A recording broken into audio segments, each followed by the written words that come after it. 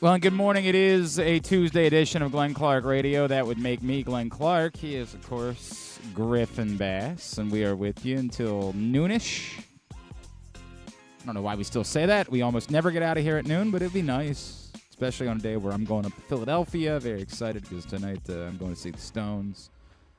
So you might have to do Man of the Match tonight. You might have to put you in. We'll see. Yes. I mean, I legitimately, when I go to events, this is how I don't like missing the Orioles games. I just don't. Like, I like the company that it is in my life. That's how enamored I am with teams. So I will definitely be the guy at the Rolling Stones show that I spent a ungodly amount of money on tickets enjoy for. the Stones show. Looking at the screen to see what's going on in the Orioles. We'll watch like a couple innings, and then you just watch the rest on the way back. And I can't watch things that aren't live. Like, I just can't do that. Nope, can't do it. I mean, not sporting events. Like, things that, like shows, I can watch that. Pro wrestling, that's not real. I can watch that. I know. I don't mean to ruin it. not. I mean to ruin this for you. The world heavyweights. Sure. Griffin, ever since he saw the Iron Claw, it's just really changed him as a person. We got a lot to do on the program today. Coming up in just a few minutes, we'll preview the Braves as the Orioles get ready to open up a 3-game set with Atlanta here in Boston. We good weather-wise, by the way? I mean, right now. Yeah, right. Look outside, please. Do that. Can't see the entire landscape. But the sun showed up yesterday for a little bit and was annoying me, so I turned the blinds. Yeah, the sun was out this morning, too. So I think right now, I think we're in good shape. I saw there's like a 20% chance of rain in Philly, and I was like, oh, no. No. So that's outdoors? Yeah, what do you mean it's outdoors? It's like a football stadium. You think the Rolling Stones are playing at the Leah Corey Center? That's pretty cool. I mean, it'd be amazing, actually. At the Villanova Fieldhouse. Like, what the hell? Leah Corey. Yeah, it looks. I think we're good actually. Okay. The heaviest. Yeah, I see. I mean, it's 4% chance of precipitation at 7 p.m. All right, we're good. All right, very good, very good. Anyway, so I don't know what Philly looks like. I saw it was like 20%. So I did bring. I'm gonna wear my rubbers. I think. I'm gonna wear my galoshes. I'm not actually going to do that, but I did bring a light jacket. 24%. 24. That's 6 and 7. Well, that's okay because the Stones I don't think go on until 8:30. Okay. 9 maybe is when the At Stones 9, go I'm on. seeing 5%. 5%. Well, we're good. That's nothing. In fact, I want it to rain. Maybe it'll clear some people out. It'll only be us hardcores. That'll be the way that'll go for the Stones show. Anyway, yeah. So we'll preview the Braves with Brandon Gaudin. It was a long way of saying that. Jacque Jones, former MLB outfielder, very successful, longtime MLB player. He has taken a job as the manager of the Frederick Keys in the MLB Draft League. So we're going to catch up with him and find out why that's something that he wanted to pursue and he wanted to do, and he's running around this summer out in Fred Rock. So we'll catch up with Jacque Jones. Very excited. One of my favorites, Kyle Snyder, Olympic gold medalist in 2016. Silver medalist in 2020 or 2021. They call it the 2020 Olympics. It happened in 2021. It's a whole thing. He's headed to his 3rd Olympics this summer. Native of Carroll County, Woodbine, to be specific. We will catch up with Kyle Snyder this morning. Always look forward to those chats. And also we'll make a trip to Aberdeen to chat with Mac Horvath from the Ironbirds. So that's all coming up on the program today. Before we do any of that, some controversy in my man of the match choice from last night. Some people not thrilled that I didn't give it the. I mean, there wasn't really much controversy, actually. There was like a couple of people that were like, what does Corbin Burns got to do? And I'm like, dude, I get it. I understand. What does he got to do? Jordan Westbrook catches that ball. Is he the man of the match? It's a reasonable question, and I don't know the answer because the decision really wasn't about Corbin Burns, who, of course, didn't allow an earned run over 7 innings. The decision that I made really had nothing to do with Corbin Burns. So, yeah, I mean, like, if he had thrown a no-hitter, I probably would have had no choice. I'll explain why it is that instead, for the second time this season, I went with Ryan O'Hearn as my man of the match. And I get it. You can yell and scream. Part of you're this going to push Ryan O'Hearn for the All-Star game. That's definitely what it is. I feel like if people see him on the board for a second time, it's going to change the national opinion about Ryan O'Hearn. Well, he is a 2-time man of the match winner. He's got 2 orange stars. He's got a star, yeah. He got an extra star next to his face. So, like, kind of feel like, how do we leave him off the All-Star roster if that's the case. We do drive the national conversation that way, and we got to keep that in mind. It's a little bit, obviously that he had 2 different RBI hits when the game was tied, and then, the one that kind of put it away. It's a bit, obviously, that's what it's about, but it's a little bit more than that. And I got to make sure I have the right numbers because it's really, to me, about the at-bats that he put together in those spots and how much that is, like, the definition to me of winning baseball. And I want to make sure I get the specific number of pitches for each of these at-bats correct because I saw it last night, and I meant to hit like on it so that I could refer to it today, and then, of course, I didn't do that, and I feel like a jerk. Rakabako had it. Ryan O'Hearn saw 8 pitches in the at-bat for his 2-run double and 9 on his RBI single. That's why Ryan O'Hearn is the man of the match. Those were effing at-bats. That is like the definition of championship caliber baseball. That's grinding. That's fighting. The number of times we've talked this season about the Orioles on base problems and, are they patient enough? Are they up there swinging? With the, in a tie game, with the game at stake, an 8-pitch at bat to get a 2-run double to put them ahead, a 9-pitch at bat leading to an RBI single to put the game away. That's why Ryan O'Hearn's the man of the match. And you want to yell about Corbin Burnes? I get it. He was phenomenal. Look, man, want to do the part where we tell the truth? It's almost that, like, we just kind of expect that from Corbin Burnes at this point. Like, it's almost like we're numb to it. The Orioles went out and got Corbin Burnes, and they got Corbin Burnes. As expected, Corbin Burnes was dominant last night. And had Ryan O'Hearn not put together, even if Ryan O'Hearn had the same results and maybe had been like the second pitch, I don't know if he would have been man of the match. It was really about the quality of the at-bats, to me, that was the difference in Ryan O'Hearn ending up being man of the match last night. So it's take nothing away from Corbin Burnes. If I were a lesser man, I would just cop out and be like, we'll make it a tie. Like, no, we don't do that here. One face to rule them all on the board. That's the way that it works.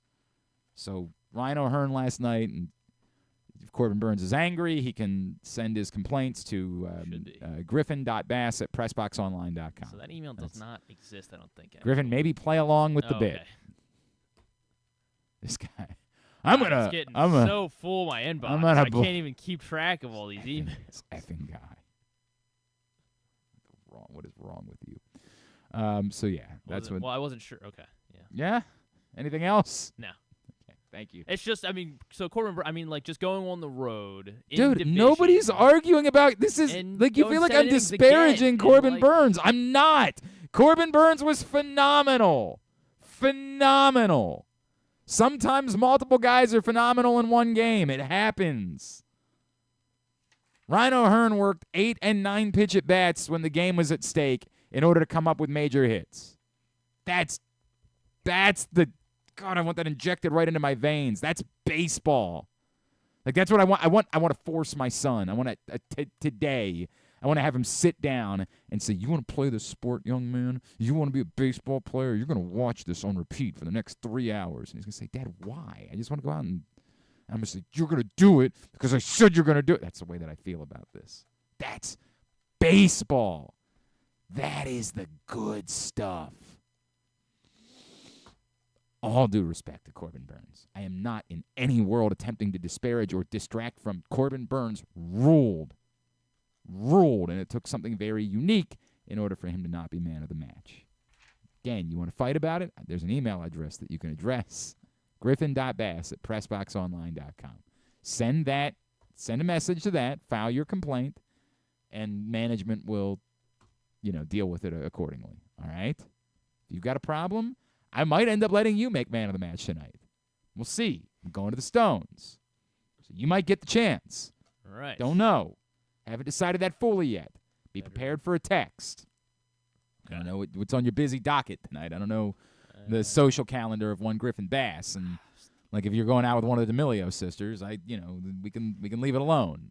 But if you got the time, you might end up getting that assignment. We're gonna play pickleball with the boys tonight. Ooh, pickleball with the boys! Yeah. I played some pickleball can jam on Saturday. It was awesome. That was fun, man. Like, I wanted to try it, and a lot of the people in my life were like, "No, dude, this sounds terrible." And it was a little bit more running than 40-year-old fat guys really should be signing up for at this point, but I think it was the correct amount of running. I think it was what we needed. Then, like idiots, John Proctor and I tried to play tennis on Sunday morning. We both felt,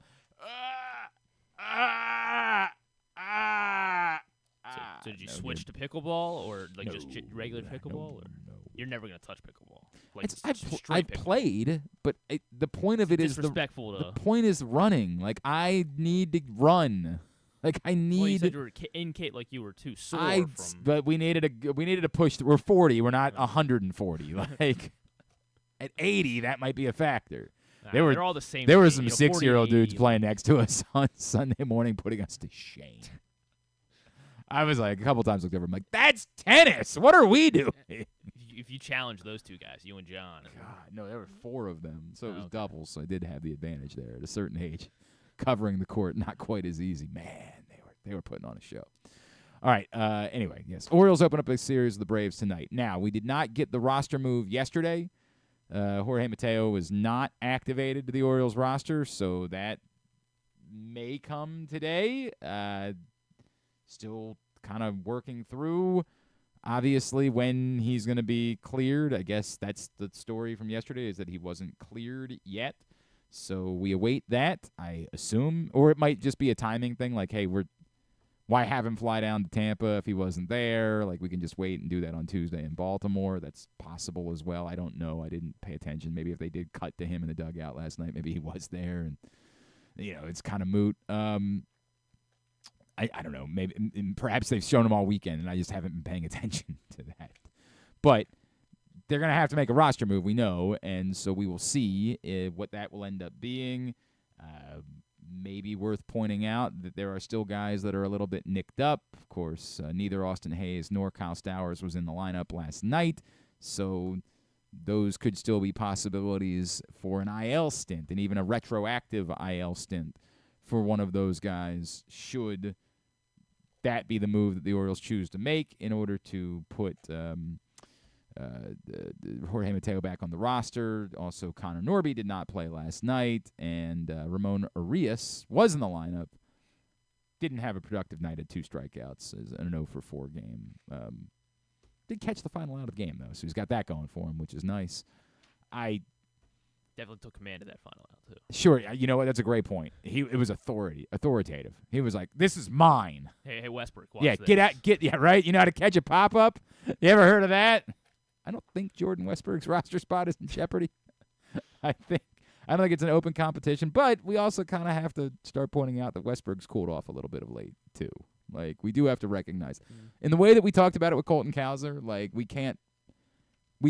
I wouldn't say he's like in a prolonged slump, but I think he's dipped under 280 for the season as a hitter. Like, I think he was 0-for-5 last night, right, with a couple of strikeouts. So we do have to just acknowledge that Jordan Westburg is also in a little bit of a dip at the moment, that's part of baseball. That's the way this works. I don't think this is the story for Jordan Westburg either.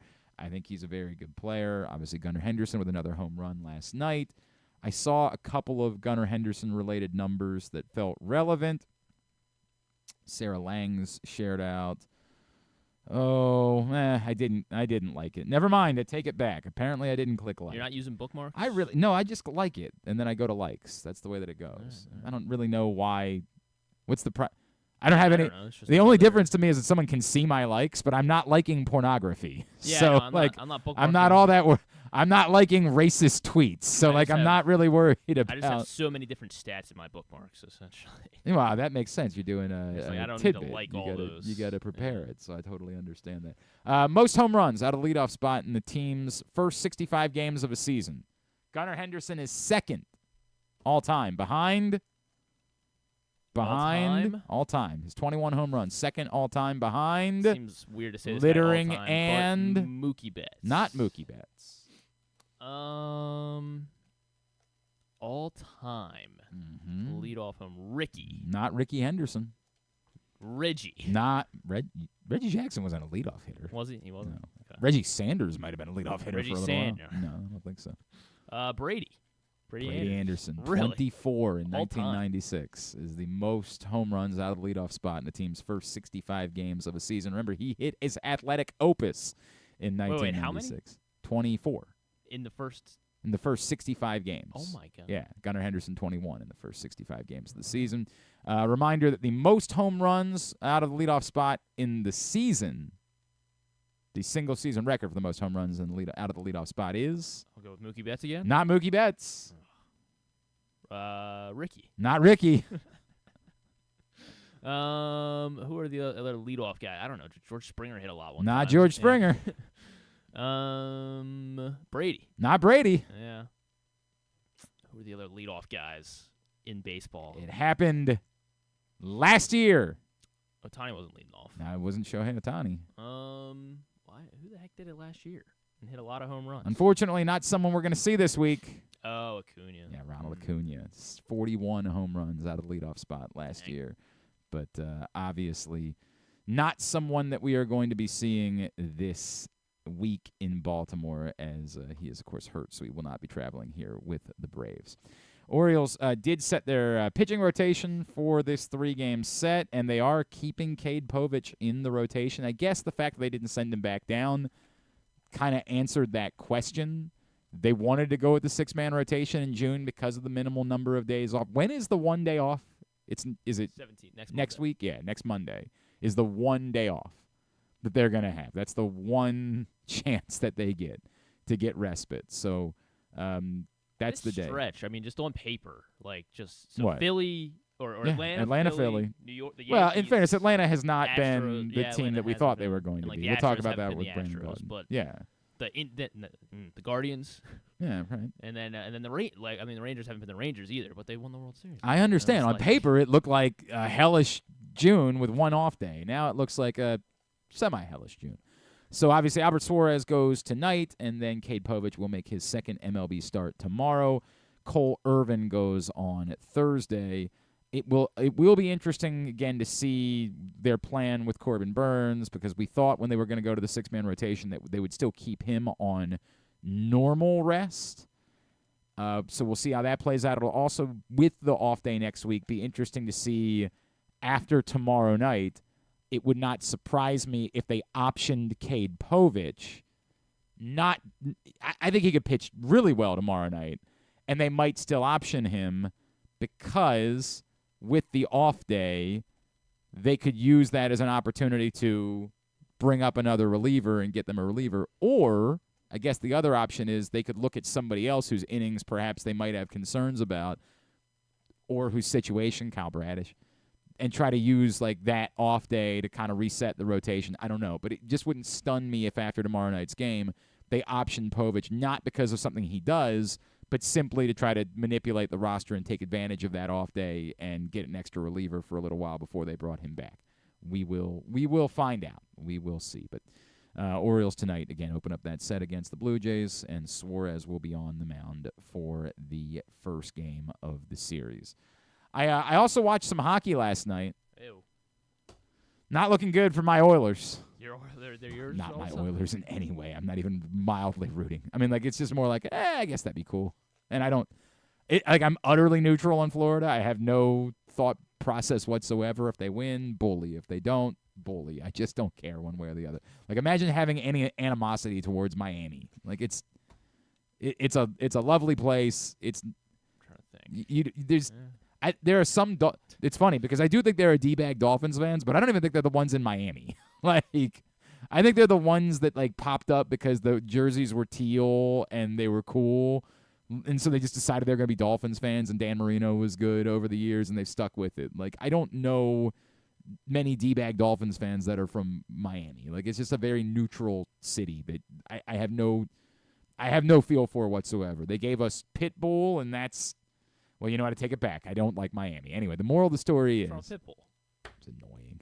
He's annoying. Mr. Worldwide? Yeah, I mean, he's not really. I really don't care, but his music stinks. Does not it's terrible. It's terrible. It is so bad.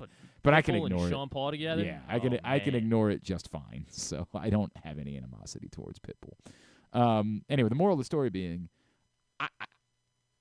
it really is amazing. Like, we talk about what Boston's doing defensively. What Florida is doing, there was a point in the third period last night where the Oilers had a power play and pulled their goalie. And it was 6-on-4, and it looked even. Like, it never looked like they were even on a power play during the course of those 2 minutes. For 2 minutes, it just looked like they were even strength. And that's how Florida is selling out and has been dominant and has limited the number of shots that the Oilers had last night and, obviously converted on a power play. And the Oilers, I think it killed off like 34 consecutive penalties. Like the Oilers aren't even playing like that bad. Like they're just... Well, until last night because they gave up the power play goal in the third. It was it was late in the game. They'd still already killed a couple, I think, already. No, they had, but then they gave up a power play goal. Florida has been exceptional, and they've been exceptional throughout the course of these playoffs. It's a bummer because, like, if you're a sports fan and you don't have any rooting interest, you get to the finals and you're just like, just keep me entertained. Just give me company for the next couple of weeks. Give me something I can watch. I can tune in for, I can look forward to. I can say, hey, when I get home tonight, the baseball game ends, I can flip over to basketball. I can flip over to hockey. That's all you really ask for as a sports fan. And you're feeling like there's a little bit of danger that both of these series could end up being over kind of quickly. Like, we might get this weekend and not a lot more out of them.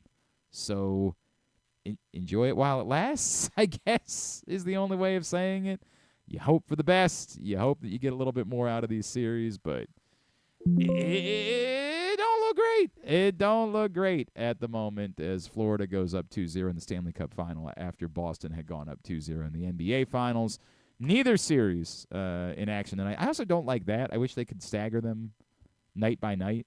Although, again, then they'd be over quicker, so I take that back. Maybe I do like the fact they're a bit more spread out, and so that we can, we'll just watch baseball or the Rolling Stones tonight and then tomorrow night. It works out for you, I guess. It does. I would have actually, in fact, preferred that the Orioles move this game to the afternoon. I don't know if we could look into that, see who could see about that. Maybe traveling from Tampa up here. Yeah, that's fine. They can do that. Yeah, it's about Griffin. It's about me. My concerns trump all other concerns. I think we know that. That's the way that it works. All right, that's the recap of yesterday. Now, today's show brought to you by Sports and Social. Coming up this Saturday night, Gervonta Tank Davis, Baltimore's own. He is back in action. Premier boxing champions Tank Davis, Frank Martin is the fight from Vegas on Saturday night. You can pay the pay-per-view price in order to watch it at home if you so desire. I am certainly not one to tell you how to live your life.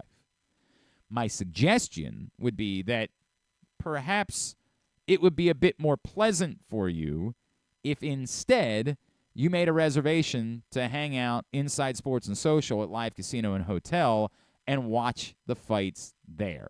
And by the way, this is actually a really good card. It's not just the Tank fight. Like, there are some really good fights on this card. Gary Antoine Russell from D.C. is in a title fight on this card. There's a good card on Saturday night. So that's my recommendation, my strong recommendation. Go to Live Casino and Hotel Maryland's website.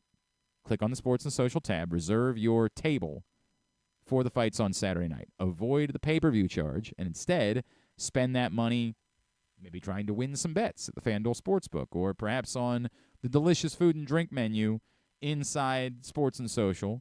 You could maybe make a night out of it, get a room. You could play some games, get in on the action at Live Casino and Hotel. That's my recommendation. If you want a blue reclining chair for the fights on Saturday night, you got to go to the desk at the FanDuel Sportsbook, either during the week or try to get there early on Saturday and reserve your blue reclining chair for Gervonta Davis, Frank Martin, Saturday night, the place to watch the fight. is inside the FanDuel Sportsbook. Sorry, Inside Sports and Social, just steps away from the FanDuel Sportsbook at Live Casino and Hotel Maryland.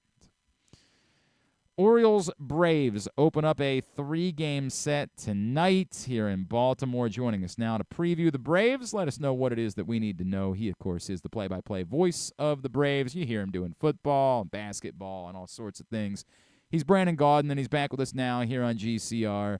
Brandon, it's Glenn in Baltimore. It's always good to catch up with you, man. Thank you so much for taking some time for us this morning.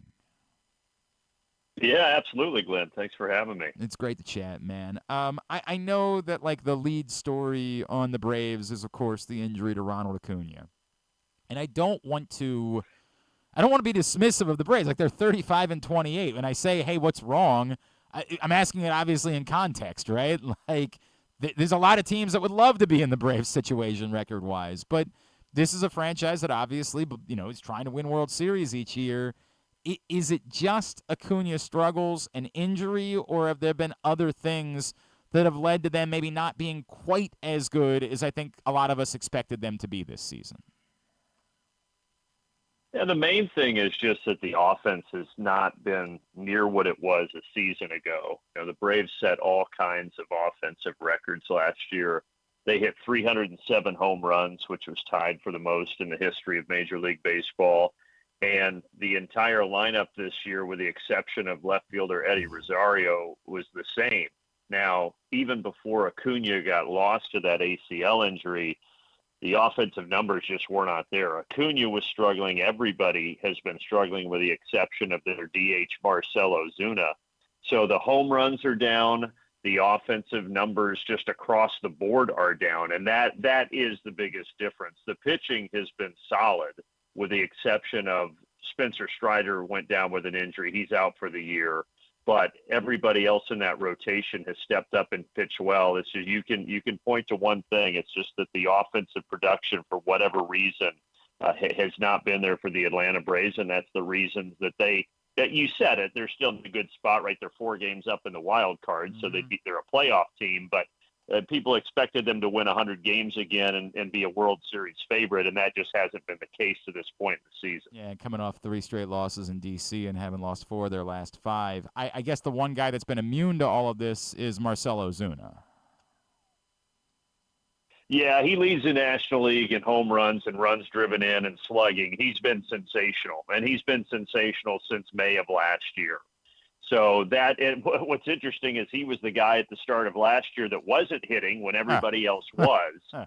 And Marcell Ozuna now is kind of the only thing offensively that has been keeping the ship afloat. There have been some signs. Some of the guys, Matt Olson has had a decent stretch as of late. Sean Murphy hit his first homer the other day. He was injured for almost, it was over a month and a half with an oblique injury.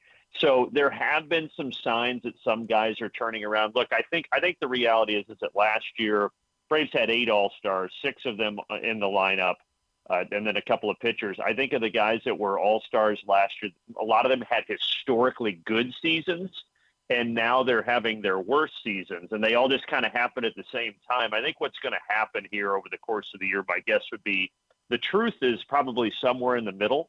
So water's going to find its level, and I think the Braves will start hitting better. I don't think they get back to where they were in 2023, but this is a really good offensive team. This is just, we have outliers in statistics, right? This stuff happens, and right now the Braves are kind of an outlier. They're hitting not as good as their lineup can be, and I think, like I said, water will probably find its level at some point. That's the sense. We're chatting with Brandon Gaudin, Braves play-by-play voice here on GCR. The sense that I would have is that, the Braves probably don't panic. There's obviously nothing you can do about the Acuna injury. That's done, and you mentioned the Strider injury. You have to believe that these guys are better than what you've seen, that they kind of get back to the mean at some point. I don't know if that means there's going to be enough time to catch the Phillies at that point, but I can't imagine that this is something where there's any amount of, pure panic, right? No, but I do think the guys, if nothing else, are getting tired of answering the question of what's wrong with the offense, because they're being asked about it every single day. And they keep saying, what are you going to say? If you're a guy, you're just going to say, well, we're going to keep swinging the bats, and hopefully we'll come out of it. There's really not much else you can say. So I think for them, it's just the fatigue of hearing the same question from the media, the same narrative now for the last, 5 weeks where this offense has really struggled. But yeah, I think they swing their way out of it.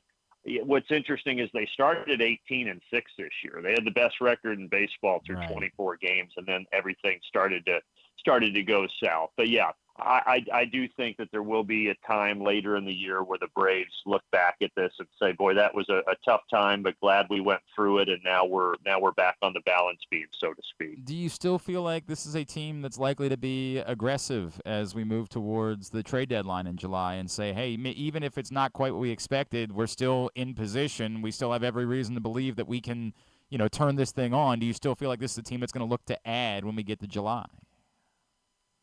Yeah, Alex Anthopoulos is as good of a general manager as there is in baseball. Sure. I mean, the way he's built this team and the young contracts that are locked up in team-friendly deals, it's pretty amazing. So, yeah, I mean, this will be a team, like we're saying right now, 4 games up in the wild card. They're going to be very likely a playoff team, even if this offense would not turn it around. They still have enough to get in as a wild card. So I think they will be aggressive. They're built to win now. I think the 2 spots they're going to have to address, one, they'll probably look for another starting pitcher because of the Spencer Strider injury. And then I think the second thing that they would look for right now is a slugging outfielder, because when Acuna went down, they've been doing this thing where they're playing Adam Duvall and Jared Kelenic. Well, those 2 guys were coming into the season just going to platoon. You had a lefty and a righty, and they were going to platoon in the outfield. So, and since they're missing some of that home run power, my guess is that would be a desirable piece to get around the trade deadline as a big bat in the outfield. So we'll see what they do, but that would be my best guess. You really just want to keep rubbing it in about, locking all the young guys up to team-friendly contracts here. We're dying. We just want one here in Baltimore, Brandon. One of these guys to be locked up, and we would throw a parade here, is how jealous we are of what's going on. You mentioned the pitching, and I think when the starters were announced for this series, Orioles fans were probably like, oh, right, yeah, Max Fried, yeah, sure, very familiar, Ronaldo Lopez, yep. Who's this other guy? So tell us a little bit about Spencer Schwellenbach, who we're going to see tomorrow night. Yeah, well, he's going to be going up against his former Nebraska teammate tomorrow night, Cade Povich. They were teammates together there, and now they both have recently made their debuts. The Braves are trying to find this spot in the rotation like I was talking about. So it's all just been a carousel, a revolving door in that 5th spot in the rotation. They also had a kid the other day make his major league debut in Hurston Waldrop. Waldrop is the 2nd prospect in the Braves organization. Schwellenbach is the 3rd. So I think it's all about they've kind of rushed these guys up from the minors to say, hey, let's see what we have. And Schwellenbach had a good start against Washington in his debut. He had an okay start, 2nd time out against the Boston Red Sox. So if you say, what are you getting? You're getting your classic prospect, right? He's got a lot of stuff, but it's just not fine-tuned. So it could go one of 2 ways. He might go out there and be sensational, or he could be a young pitcher that faces a really good lineup like the Orioles obviously have, and he might be gone in the 2nd inning. For the Braves, hopefully it's the former and not the latter, but we'll see. But he's a talented kid. There's no doubt about that. All right, before I let you go, Brandon Gaudin, I'm gonna flip the script a little bit. In this area, it was obviously a very disappointing college basketball season for Maryland fans after the promise of Kevin Willard's first season and thinking like, hey, if this is the floor, my God, look how quickly it can get turned around. And, boy, it was just an offensive mess this season for Maryland. Where's your confidence, given the way the sport works now and the quality of coach that Kevin Willard is and the fact that, even as they were dreadful offensively, he still was able to keep the team together and get them to buy in defensively all year long, that they can get it turned around in the span of just one offseason, obviously, having made a lot of personnel moves. Yeah, the bad news with college basketball right now, and I think we all feel it, is how transient it is and how you are basically rooting for a jersey and not players anymore because they bounce around so much. And I think a lot of people think that needs to change. Not that players shouldn't be paid, but you got to figure out a better system, right? So that's the bad part of it. The good news is that because of that, you can turn things around quicker than ever. And so for as poor as they shot the ball last year, and all their offensive struggles, if you've got a coach which is known to be a good recruiter and a good CEO, if you will, because that's really what these head coaches are nowadays, and I think Kevin Willard is that, then you can get it turned around quickly.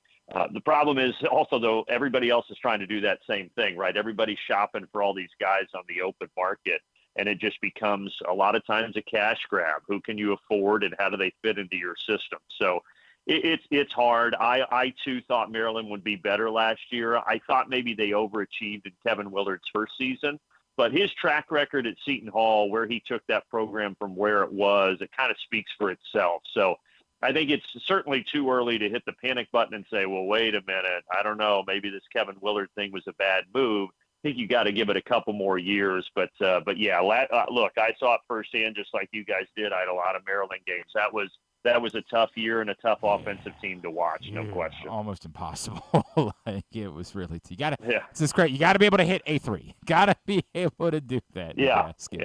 That was tough. All right, Braves Orioles this week. Brandon Gaudin, really appreciate you taking a few minutes for us this morning, man. Enjoy your time here in Baltimore. Thanks so much for hopping on with us. Yeah. Absolutely, Glenn. Thanks, man. Take care. Brandon Gaudin, the play-by-play voice of the Braves, getting ready for the series this week here in Charm City.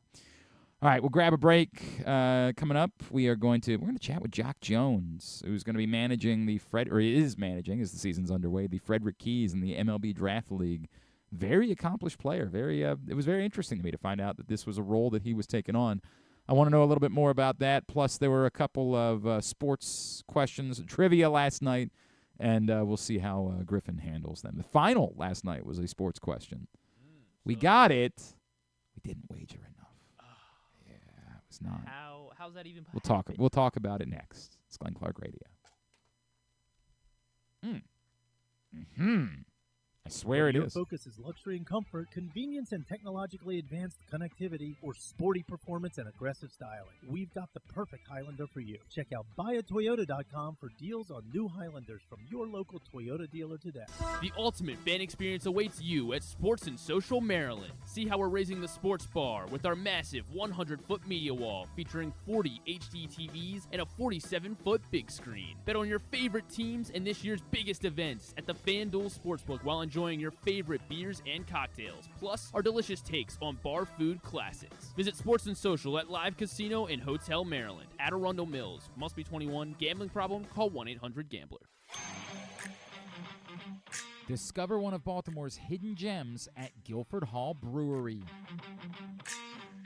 Enjoy dinner in our spacious brew pub, sip a signature cocktail in our outdoor dog-friendly beer garden, or take a tour of our brewery.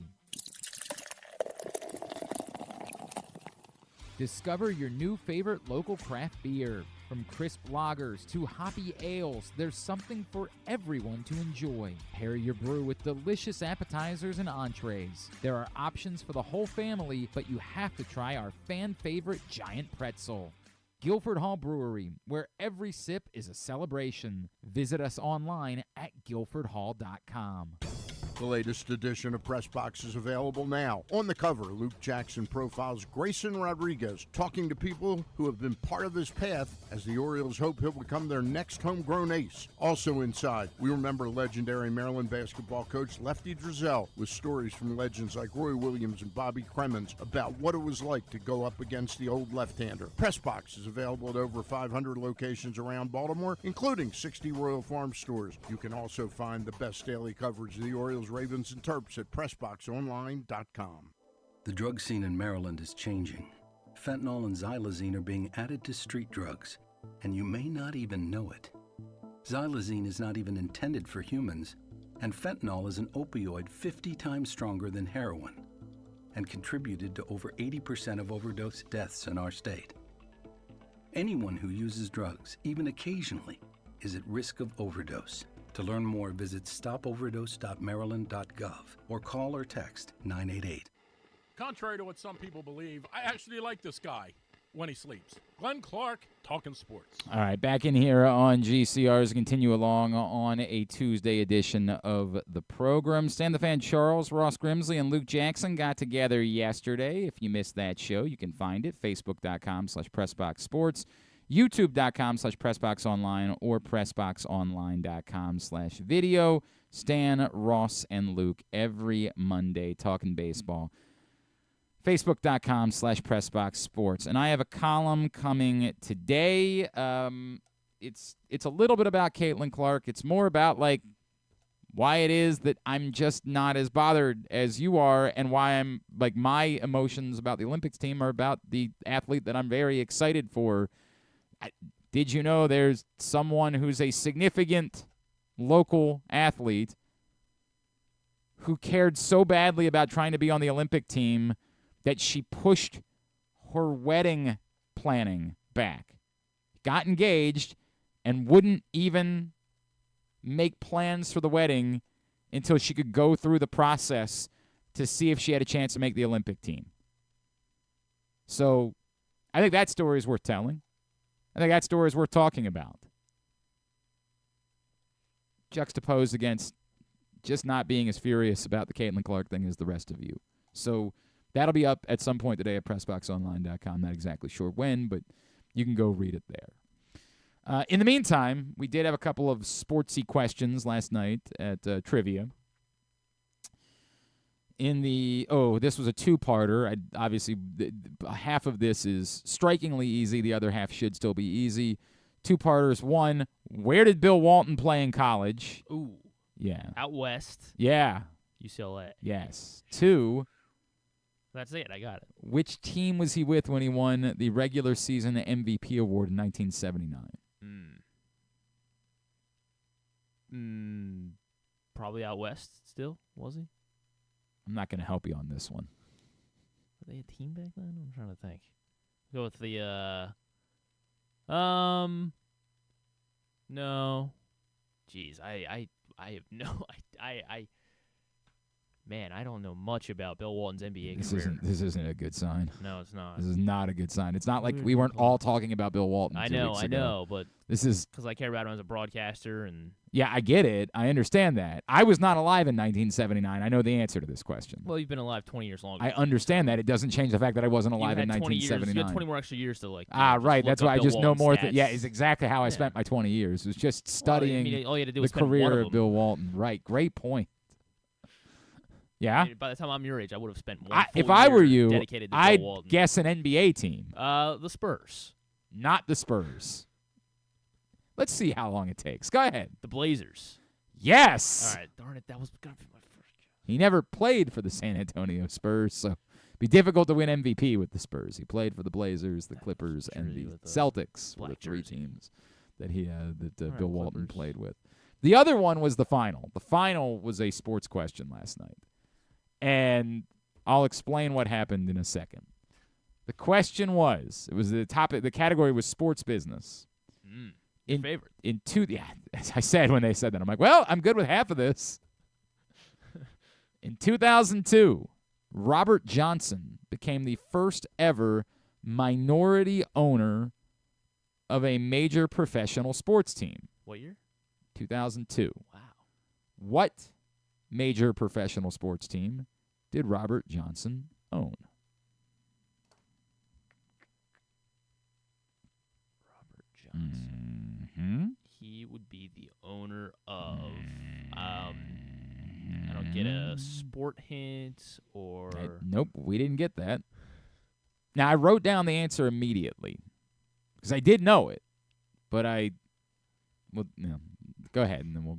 The Spurs. It's not Right, the San Antonio Spurs. They gave me luck last time. The Blazers. It's not the Portland Trail Blazers. No. We'll go with I guess that's what I should be doing. I should start guessing. Miami. You know, the one that he owned. Miami. Heat. No. Not the Heat. Miami. The Dolphins? No. Miami. It wasn't Miami. Miami. Was it New York? New York. New York. New York. Giants. No. Jets. Owned by a Johnson, but not Robert Johnson. Woody Johnson, of course, the owner of the Jets. Minnesota. Minnesota. Minnesota. Twins. No. Minnesota. Minnesota. No. No. Vikings? No. Did I see that one of the team? Who did I see is joining the Alex Rodriguez? Calgary. The Calgary. Well, they only have one. It would have to be the Flames. Yeah. No, it's not the Flames. Did I see that? Is Bloomberg joining the Alex Rodriguez crew in order to buy the Timberwolves because they didn't have Is enough that money? right? Did I see that? Also, hang on. No, you know what? Finish this exercise. Los Angeles. It's not a Los Angeles team. San Francisco. It's not a San Francisco team. Denver. It's not a Denver team. Yeah, not Denver. Yeah, of course. Definitely not. That was a bad guess. Yeah, terrible guess. Why would you even guess? Was it Memphis? It's not a Memphis team. There's only one. Yeah. So, not the Grizzlies. Pittsburgh. Not a Pittsburgh team. Boy, we really are going to make it through all the cities. This is going to be fun. Did you got this right away? Yes. Dallas. It's not Dallas. Texas. Not Texas. Houston. Not anything in Houston. No, I'll rule out the entire state. All right, Phoenix. Not Phoenix. Man, I don't know who. Robert There are Johnson other is or what he cities. did. There's other Salt cities. Lake City. Not Salt Lake City. This is great. Kansas City. Not Kansas City. Because it was Detroit. It was not Detroit. It definitely wasn't Boston Wasn't Boston. or Philly. It's not Philly. What the heck? There are still more That cities. is a fake guy. Yeah, nope, real guy. The man that's Atlanta. started at BET was Robert Johnson's. Not Atlanta. Oh, well, that would be my next. Charlotte. It is Charlotte. Really? Yes. So the Charlotte.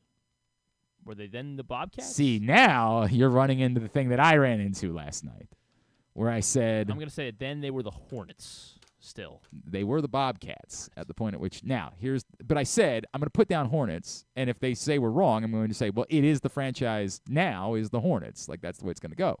But I was concerned about the timing of all that. Like, in 2000, like, when did the Hornets leave for New Orleans? When did the Bobcats? And so I just wasn't – I knew it was the answer, and maybe I just should have wrote down Charlotte and gone all in. But I was a little bit hung up on the Hornets Bobcats thing. So I said, let's only wager 5. If nobody else gets it, we'll move ahead of, we'll for sure be in first place.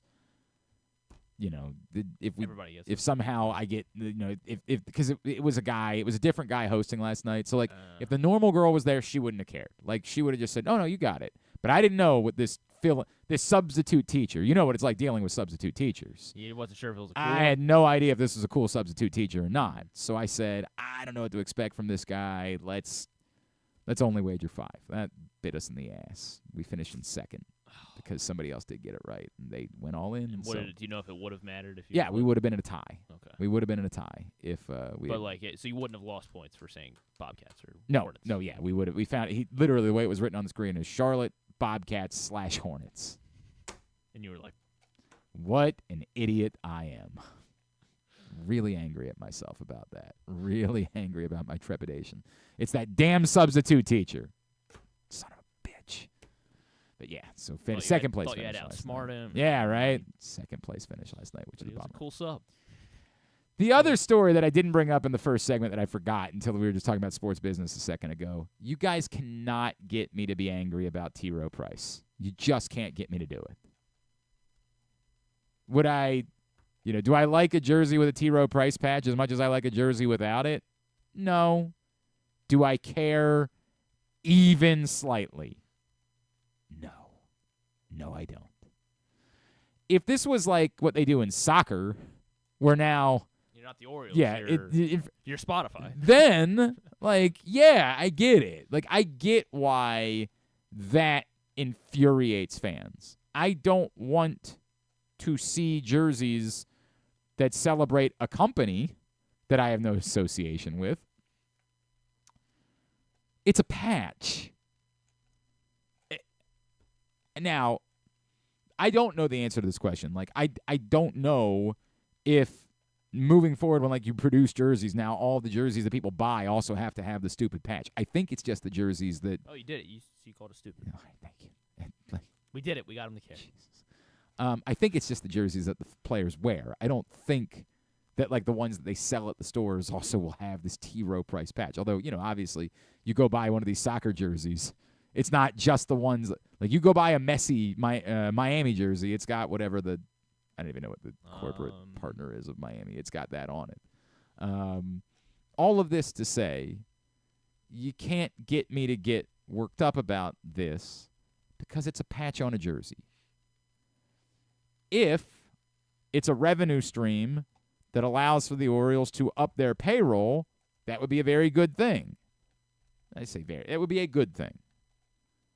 I understand the skepticism that the majority of sports fans have about that notion that rich people are making more money, and the funny thing is a lot of rich people don't like sharing the more money that they make.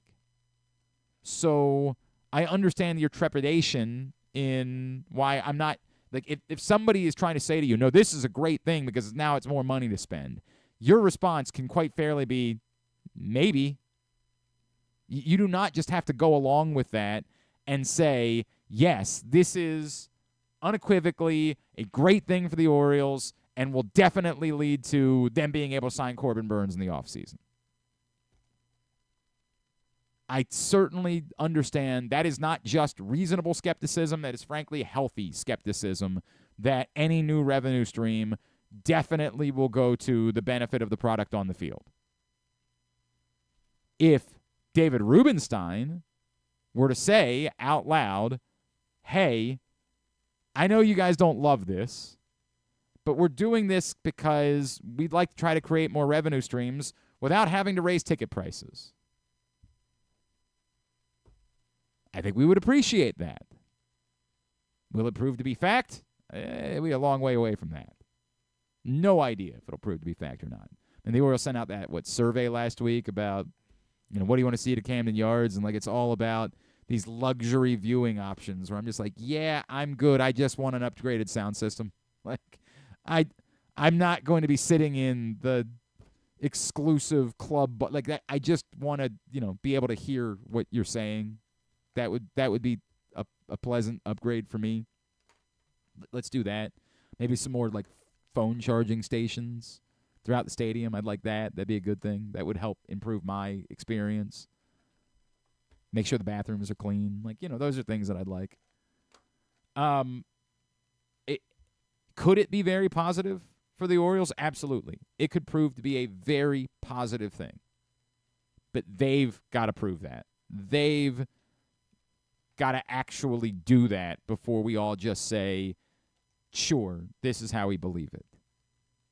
But whether it is or it isn't, you're still just not going to get me to be up in arms about a patch on a jersey. I just, you're telling me, would you rather or would you rather not? Yeah, I'd rather not. But does it impact anything about my life in any way? Does anything about sitting down to watch the Orioles change because there's a T. Rowe Price patch on the jersey? Come on. We just got to – sometimes we got to deal with reality and not with just flaming and losing our minds for the sake of doing it. At least it's kind of cool. You got a little ram on the – I don't care about the patch. I don't think it's cool. I did see somebody say something like, hey, I guess maybe there are other teams that have told companies if you want to buy a patch, it's got to be in the colors of the uniform scheme. And, I'll listen to that if that's your opinion. Hey, I don't really care that there's a patch. I just wish that it was orange and black. I wish you could say to T. Rowe Price, do an orange and black version of your logo, and we'll put that on the jersey. It's a fair argument. But I still don't care. It still doesn't take anything away from the experience of watching the Orioles whatsoever. Nah, I'm good. So there's my 2 cents on the Orioles now having a jersey patch, which apparently we will flame about anything, man. We're just looking for anything to melt down about on the internet. No reason to melt down about our next guest, Jacque Jones, manager of the Frederick Keys and very accomplished ball player. He's going to join us next as we continue along here on a Tuesday edition of Glenn Clark Radio. The ultimate fan experience awaits you at Sports and Social Maryland. See how we're raising the sports bar with our massive 100-foot media wall featuring 40 HD TVs and a 47-foot big screen. Bet on your favorite teams and this year's biggest events at the FanDuel Sportsbook while enjoying your favorite beers and cocktails, plus our delicious takes on bar food classics. Visit Sports and Social at Live Casino and Hotel Maryland at Arundel Mills. Must be 21. Gambling problem? Call 1-800-GAMBLER. Hagerstown, Maryland, a snapshot of American history that dates back centuries. Today, the roots of the city expand with another historical moment, the grand opening of Meredith Park, Hagerstown's new event stadium and home to the Atlantic League Flying Boxcars. Experience the energy, culture, and adventure. Plan your getaway today at America's newest and most innovative ballpark. You're welcome in Hagerstown, Maryland. Visit Hagerstown.com. The votes were all counted, and the results are official. Royal Farms was named #1 for food in the USA Today 10 Best poll, receiving more votes than any other convenience store chain in America.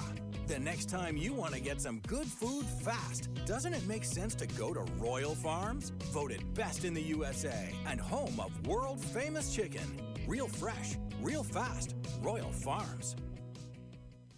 The Toyota Tacoma comes in a range of models and trim lines, so you can choose the perfect Tacoma to reflect your unique personality and driving habits. Check out buyatoyota.com for deals on new Tacomas from your local Toyota dealer today. Gambling can be a fun and entertaining experience, but there are risks involved. If you're planning on betting on the game at the casino or on your phone or computer, know your limit, stay within it. Set a budget and a time to stop. Remember, gambling isn't a financial solution, and it doesn't mix well with alcohol or drugs. Know the risks and have a plan before you begin gambling. For free and confidential services, call 1-800-GAMBLER 24/7 or go to helpmygamblingproblem.org. The Ed Block Courage Award Foundation has been working in partnership with the NFL for 46 years to support abused, neglected, and at-risk youth across the country, partnering each team with a children's facility or program that supports the well-being of those in need. Annually, one player from each team is selected by their peers to receive the Courage Award for their inspiration on and off the field. Learn more about how the Ed Block Courage Award Foundation makes a difference, and be sure to check out their latest podcast and web series episodes at edblock.org. Coming back in here with Glenn and the other guy, Garrett, whatever his name is. You know who they are. John from Little Rock. This is a very interesting response. John says, welcome to the new world, Orioles and Major League Baseball. Clubs all over the world and the NBA have been selling uniform space for decades. Late to the party. I love it. I don't know about I love it. Like, I mean, again, I'm unbothered by it, but I love it. I don't know what there is to embrace. I guess you could say, hey, it's a local company. That's something. I don't know. Like, I don't know if I can love it. I just don't know what there is to love. Again, until we see a direct connection, until this, we look at the end of the year and we say, hey, that new revenue stream really did help in, adding money to the payroll. Like, when we get to that point, and I don't even know that you can directly tie it in, if we were to get to that point, then I think that you would feel something like that. So, yeah, again, not bothered, unbothered, but can't imagine, I can't love it until I see that it has some sort of direct correlation to improved product on the field. That's where I'd need to be. Ravens mandatory minicamp this week, 3 days, and then they'll be off until the start of training camp. So everybody expected to be back. Other cities they're dealing with. I can't even imagine like who would be someone that wouldn't show up here in Baltimore. But like Hassan Reddick apparently didn't show up for the Jets this week after he was traded by the Eagles. He wants a deal. I guess Jamar Chase did show up for the Bengals, but T. Higgins did not. So that continues to linger for them. I can't imagine there's going to be an issue like that here in Baltimore this week. Opportunity for us to chat with someone who is an extraordinarily accomplished baseball player, and now he's got a new gig as this summer he is the manager of the Frederick Keys in the MLB Draft League. And I have been interested in talking to him about taking on this challenge. Someone who was a lot of fun to watch play during his career, which spanned a decade for 4 different teams in Major League Baseball. He is former MLB outfielder Jacque Jones, and he is with us this morning here on GCR. Jacque, it's Glenn in Baltimore. It's great to chat with you, man. Thank you so much for taking some time for us this morning. You got it, Glenn. Thanks for having me, man. Absolutely, dude. So when I saw that you were taking on this role, my initial thought was like, wow, Jacque Jones is a hell of a player, man. Like, I'm kind of surprised that this is something that he'd want to do. I know that you have been working and coaching for a while. Can you take me through? There's something very unique about the draft league and what they're doing out in Frederick. Why was this something that appealed to you as the next step for you in your baseball journey? So first of all, I've always wanted to manage. I've been a hitting coach at various places and various stops, and just being able to run the whole operation has always been appealing to me, and I got the opportunity to do that through this league. And I love teaching. I love talking the game. I love seeing players develop, and also like from the guys that I was poured into from, like the Cubby Pucketts, rest in peace, and Chili Davis and Dave Winfield and Eric Davis and Barry Larkin, Barry Bonds, and all these guys that I've come into contact with and talked to. I mean, it was just, and I was always told to pass the information down to the next generation, and that's what I've been doing, and that's what I want to do and plan to do here. It's obviously something a little bit different, right? Because like you're getting, at certain levels, the minor leagues, there's an obviously a structure from the top, and you're getting instructions from everybody at the top of the organization about what they want at each level.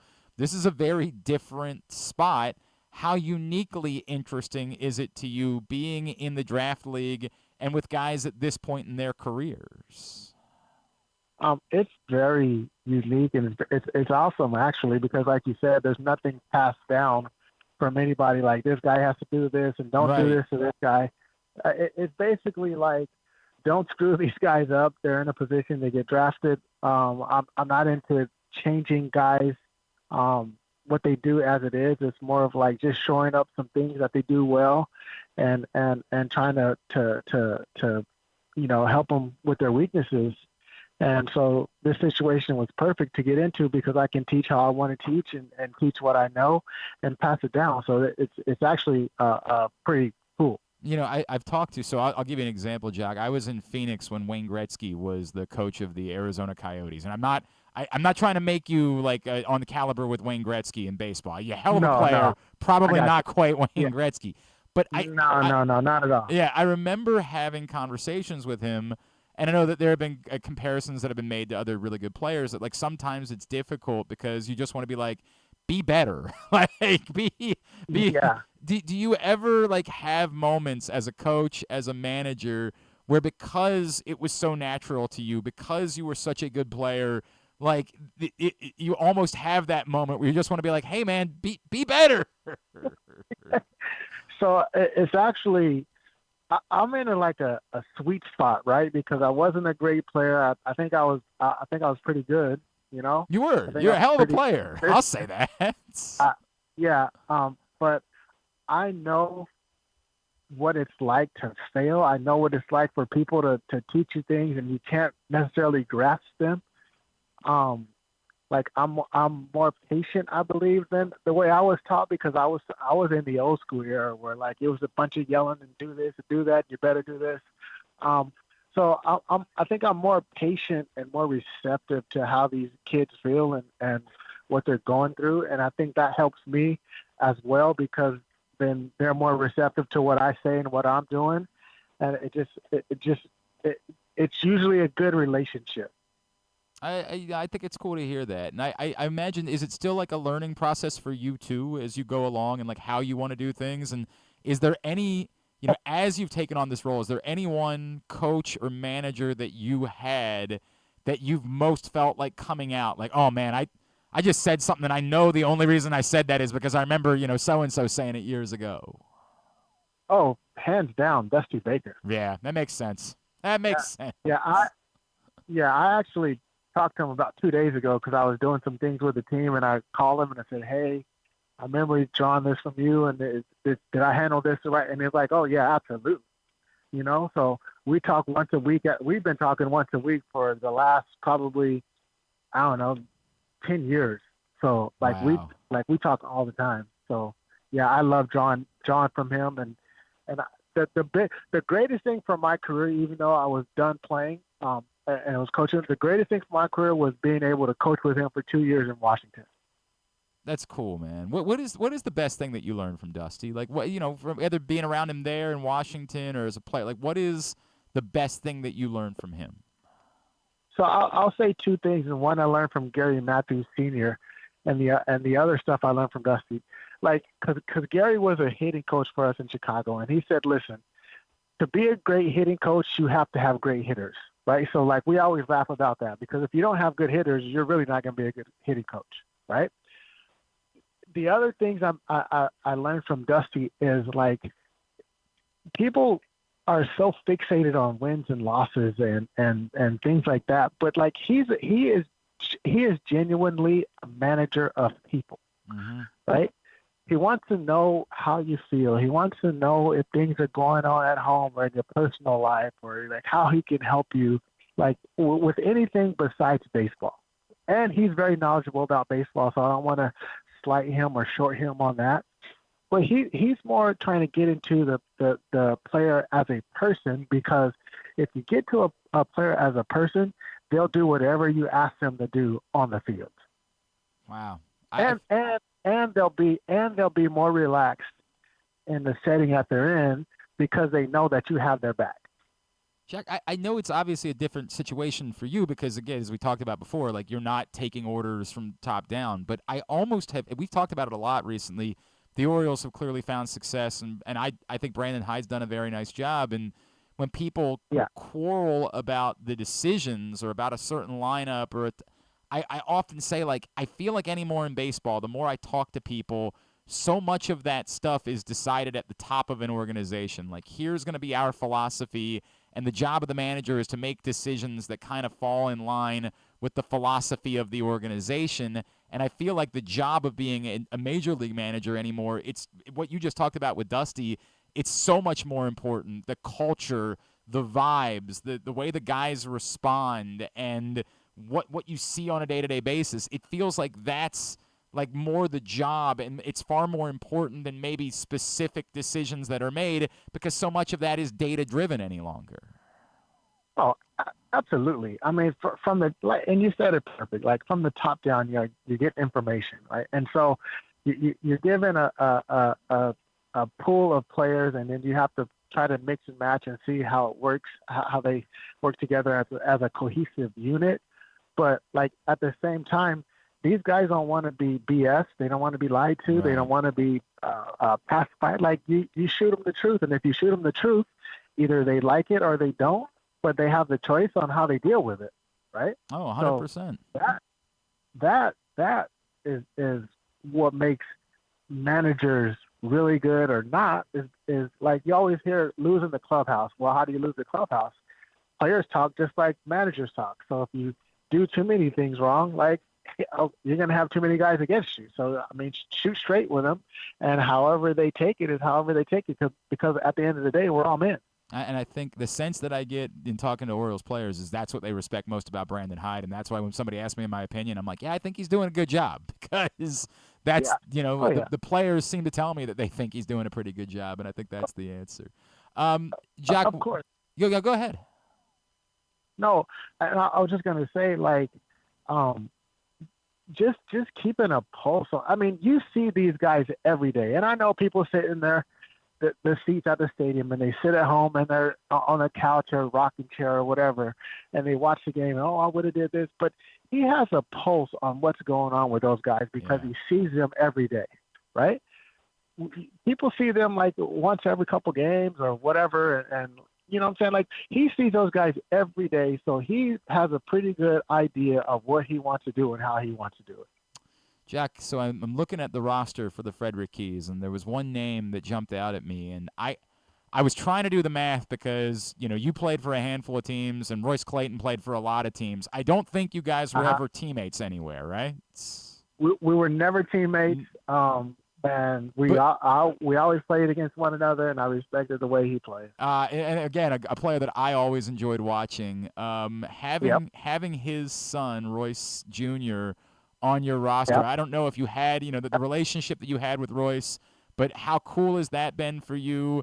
And like is there been something unique about having that guy around after having played against his father for so long?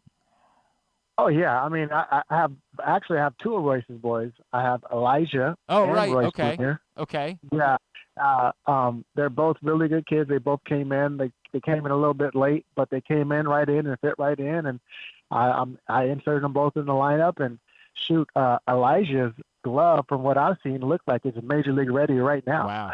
So Royce has done a really good job with his kids, and I also have Prince's son, Jaden.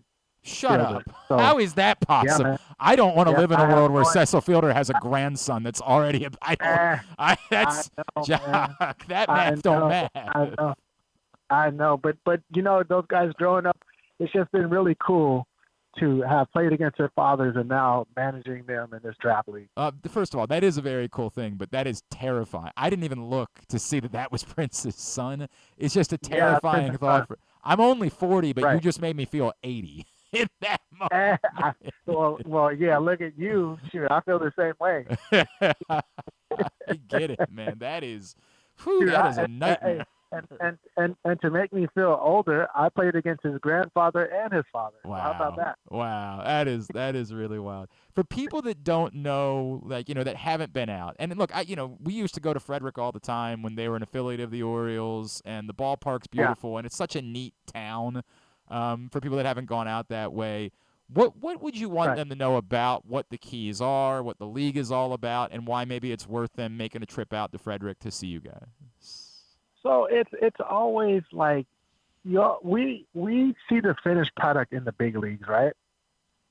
But there's a process to getting there, and this is a part of the process, right? So you want to go out and see these guys play. They enjoy playing the game. They're going to make some mistakes, because they're young and they're energetic, and they want to prove themselves. But they play hard. They're willing to learn, and it's just. You just never know who you're going to go see. And 4, 5, or 6, 7 years from now, you'd be like, oh, yeah, I saw that guy play with the Keys, or I saw that guy play against the Keys. And so, I mean, for me, it would be awesome to go out and see these guys play and support them. And you just never know who's the next young star you're watching. That's cool. That's a really cool way of saying it. I got a nerdy baseball. By the way, and I would encourage people to get out. The Keys are at home this week. And if you go to MLBDraftLeague.com, you can link to the Keys and find their schedule. I would encourage everybody to go out and check it out. And it's such a great park and such a great town, and it's a great vibe. It's definitely worth the trip. My nerdy baseball question, in your career, like what's the moment, maybe who's the jersey that you were able to trade with at some point, or who's the pitcher that you got a hit off of, or, even like the guy that like you got to play again, that like for the rest of your, I use this phrase, and I don't remember, a friend of mine said it first, like a memory of a moment like this will carry with me for the rest of my lifetime. What's the one, and I'm sure there are accomplishments of your own that stand up, but like maybe what are some of those moments that you really had to pinch yourself, like, oh my God, I'm really doing this right now? Oh. Probably facing Pedro Martinez for the first time. And this was like, he was in Boston, and he was like, that's when he was really, really good and at the top of his game. And just like, oh my Lord, I'm in a box against Pedro Martinez. Yeah. So that was the moment. And actually, even a bigger moment than that, and it's a small thing, so I was in Milwaukee one day, and we got to the ballpark about 1:00. And I was with the Twins at the time, and we're walking across the field, the outfield grass, to get to the clubhouse because the car dropped us off at the loading dock. So I'm walking across the field. It's 1:15, 1:15-ish. And I'm like, look, this is unbelievable. I'm in the big leagues, right? This is something that I strived for as a little kid. I'm going to play a big league game here in about 6 hours. Like, this is awesome. And I had been in the big leagues for a couple of years at this point, but that thought, I'll never forget it. That thought crossed my mind, and it was like, I'm in the big league. That's so cool. So that was a aha, like finally the aha moment of like, dude, pinch yourself. Yeah, I appreciate that, man. Like, and it's cool that it's so unique, right? That it was just a day that you were walking across the ballpark. That gives me goosebumps. You describing it because like I can feel what that felt for you, man. That's awesome. I'm enjoying this. Can I squeeze one more in with you, Jacque, before I let you go? Yeah, please. I want to ask because I know that you were doing some stuff with my buddy Mark Gray for MLB Bros. So I'm going to ask you to put your analyst hat on for a second. Okay. In Baltimore right now, I will tell you that my favorite baseball player the last couple of years, I got a 9-year-old and a 7-year-old son, and they ask me all the time, who's your favorite Oriole? My favorite baseball player is Cedric Mullins. I love Cedric Mullins. He's so much fun to watch play, and it comes from the Torrey Hunters. Like I just love watching athletic outfielders that make incredible plays, and but yet he is mired in this just miserable slump to start a season, and it's been awful. As a manager, what do you do when you're dealing with someone that is a high-level baseball player, but it's not a week, it's not a month, it's prolonged. There's clearly a problem. How do you handle that, wanting to show reverence and respect to a veteran? Like, what do you do in a spot like that, and what is it like for a player when you go through something like that? That's a really, really good question, dude. And I actually got goosebumps by you asking me that because, again, just talking with Dusty the other day, right? Like I had a kid who kind of got up to a slow start, and it was only 2 or 3 games. But he's like, man, you have to stick with these guys. You have to keep pumping them up. You got to talk to them. You got to let them know, right, that eventually it's going to turn. And like right now, today, it doesn't look like it. It doesn't feel like it. But eventually it's going to turn because the cream rises to the top, right? For him also, so I explain it to players this way. Like, your career is like a roadmap, right? And let's just say you're trying to get to Baltimore, right? And you live in San Diego or you live in Boston. You can get to Baltimore a million different ways, right? But at the end of the day, you're going to get to Baltimore.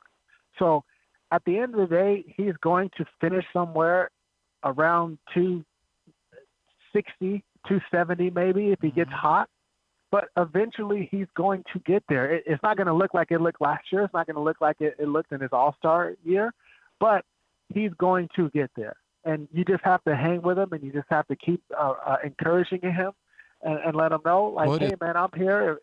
If something's going on, I'm here. I appreciate that.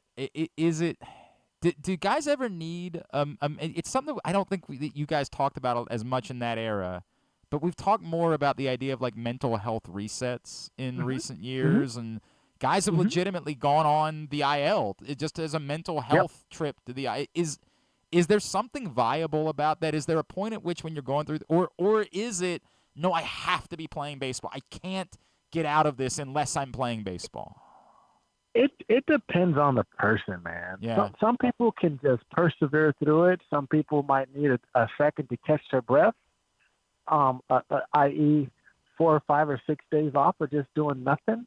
But most guys just work through it. And baseball's so weird, man. One day you wake up and everything, you got the world in the palm of your hands, right? And everything's good. The ball looks like a beach ball. And then the 4 days later, you wake up and it looks like a golf ball. And you don't know how it got there. You don't know how it got to that point, but it's there. So it's just, and as a player, like, yes, it's a performance-driven industry, and you have to perform. But just know that at some point it's going to turn. Jacque Jones, I had so much fun chatting with you this morning, man, and I mean this. I'm a fan of yours. Like, I really enjoyed watching you play, dude. And so I appreciate that, man. Thank you. It's cool chatting with you, and cool what you're doing with the Frederick Keys. We encourage everybody to get out and see it. We'd love to do this again at some point this summer if you'd be up for it. Anytime, man. Please. Jacque, thank you so much for taking a couple of minutes for us. We really appreciate it. You're welcome. Jacque Jones. That was a really neat conversation. I don't want to, try to say Jacque Jones was Torrey Hunter, and as we joked about, like he's not Wayne Gretzky of baseball, but he was a player that I really enjoyed watching, and I appreciate that perspective. I thought that was a lot of fun. I enjoyed chatting with Jacque Jones this morning, and legitimately got like secondhand goosebumps. I always like doing the pinch me question, like with guys that have accomplished things. Like, hey, what's the moment for you? It was a former editor here at Pressbox named Caitlin Wilson, and she. Like it stuck with me forever, and I talk now. My phrase is that like nostalgia is the greatest antidepressant. You'll get to a point in your life, and I've dealt with it. My own mental health, crises and situations, and grief's been a big thing for me, and I've talked about that. But where nothing makes you feel better than nostalgia, than like looking at old pictures or reliving things along those lines, and. It was Caitlin who I remember was on vacation once. She and I have talked about it. She shared a picture, like she was on vacation. She said, a memory of a day like today will carry you through the rest of your life. And I knew exactly what she was saying in the moment. And I think about that, and I've had this pinch me question. I've asked it a lot of guys over the years.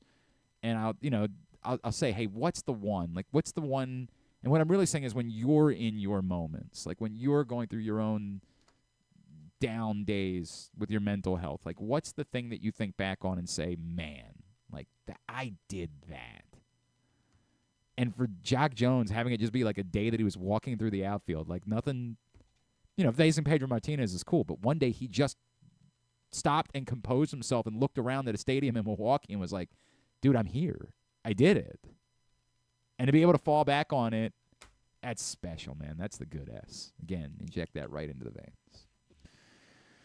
Today's show is brought to you by the print issue of Pressbox. Final days to get this one. Grayson Rodriguez is on the cover. Great story from Luke Jackson. It'll be gone when the week is over. This is it. Last days for you to pick up this print issue of Pressbox, and then starting next week, the new print issue will be on stands with Governor Wes Moore on the cover in a sports conversation.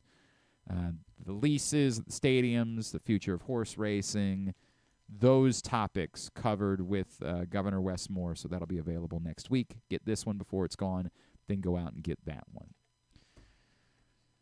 Now, we started our Olympics coverage yesterday, and we'll be doing this sporadically. It's not like there's enough Olympians that we can do this every day between now and the start of the Olympics. But when we get the opportunity, we like to try to speak to Olympic athletes. And with Michael Phelps out of the picture, this man might be the most decorated of all of the Chase Kalish. Now, Chase Kalish will be in that conversation. But, like, there's only a few that have accomplished as many as this man, who we had to do this a little bit before the show because of his training schedule, but an opportunity that we always love to catch up with Kyle Snyder right here on GCR. Well, it is always a pleasure to catch up with our next guest here on GCR. He is the pride of Carroll County. He is the Snyder man. He is Captain America, a gold medal winner, a silver medal winner, and now looking for a third this summer in Paris. He is Mr. Kyle Snyder, and he's back with us on GCR. Kyle, it's Glenn. It's always good to catch up with you, man. Thank you so much for taking a couple of minutes for us this morning. Yeah, thank you guys. Appreciate you having me on. Man, good to see you guys. It's so good to chat with you, dude. Just being able to get to know you a little bit and following you, you're so easy to root for. I wonder if I could start here. I know since the last time you and I spoke, there's been a big change in your life. You've become a dad. And Father's Day is coming up this week, and nothing has changed me more as a human than becoming a father myself. I got 2 little boys. How is your perspective going through the last few years, the preparation for the Olympics, everything? How has everything about your life changed now that you've become a dad? Well, yeah, I mean, there's first of all, I've always been excited about being a dad, and I love teaching and I love leading, and it's just so much fun, being with my son Judah. And now that he's getting close to 2 years old, so it's a pretty fun age. There's a lot of things that he's learning, and but I mean, it's a lot of work, as everyone knows that's a parent. And when you're also training to be the best in the world, I feel like it's really helped me and my wife communicate better, and I feel like we're even more of a team now that we've had Judah, just because I need her more. I need her support, so that I can go train and be focused and know that he's taken care of. So, and then, I've always been competitive and always wanted to win, but now that I got a son, it's like I really need to win. I want him to see me win, That's cool. I saw your interaction after the Olympic trials, and just what that does. And I imagine it's the same thing too, like after a difficult day of training and things like that, just seeing that face and what it does for you. There truly is nothing like it. Yeah. No, I'm drive home from practice every day, and he's standing, on the couch looking through the window, looking at me when I pull up, and he's always excited to see me. So it's good. I feel like I've always heard people talk about dad strength too in wrestling, and I don't feel like I got physically stronger, but mentally, sometimes you go into practice and you're haven't slept much and they're having a rough day and stuff. So, but no one cares about how you're feeling. So you can't care, and you just got to keep training hard and compete hard. That's cool, man. That is so cool. Kyle, I wonder, now you came on, you were such a force when you arrived on the international scene. At getting a little bit closer to 30 now, is this easier to go through because you've been through it so much? Is it more difficult because you start to feel that you're a little bit older than some of these other guys a little bit? What have you learned? I guess, is it easier or more difficult at 28 than it was at 20? My body still feels great. So physically, feel strong and great conditioning, and feel like I'm still getting better at wrestling. I think the kind of the thing that I have to keep in me is like that life or death type mentality. Like, this is the last match of my career type of like competition, even though it isn't, but when it's your first time and everything's new, you're really excited, and you're being really intentional about everything you're doing. And then now I've been doing it for 10 years. So I want to keep that intentionality and the same type of fire. So I would say that's kind of the biggest thing, is just mentally staying ready. I think a lot of wrestlers and athletes probably could compete longer than they do, but mentally it's hard to stay in it. I understand that. Is there anything that you do to try to obviously we all know what you can do to train physically, right? Like, we all understand that. Is there anything that you can do? Do you work with a mental health coach? Is there anything that you can do to keep up the other side of it? Yeah, first, just praying and studying the Bible and asking God for help has always been my number one, strength. And I believe he's helped me a lot in my career. And then, my strength coach, Neil Serafinas, he is like a mentality coach as well. Cool. The coaches, I train at Penn State, so the coaches here really, have put a lot of emphasis on training your mind. And also I'd say the other part of it is the way you physically train has an impact, because if you're overtraining and you're doing too much, that'll mentally drain you quickly. So you got to be training properly. That's cool. Kyle Snyder with us here on GCR.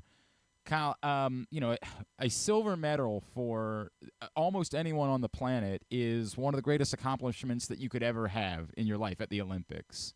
I wonder for you, and we didn't talk a lot about it then, but is it in 2021, were you able to look at it still as an accomplishment, or could you only feel kind of the bitterness of defeat? And how much does that drive you now for everything you've accomplished to come back for 2024 and say, that's not my story, I'm not a silver medalist?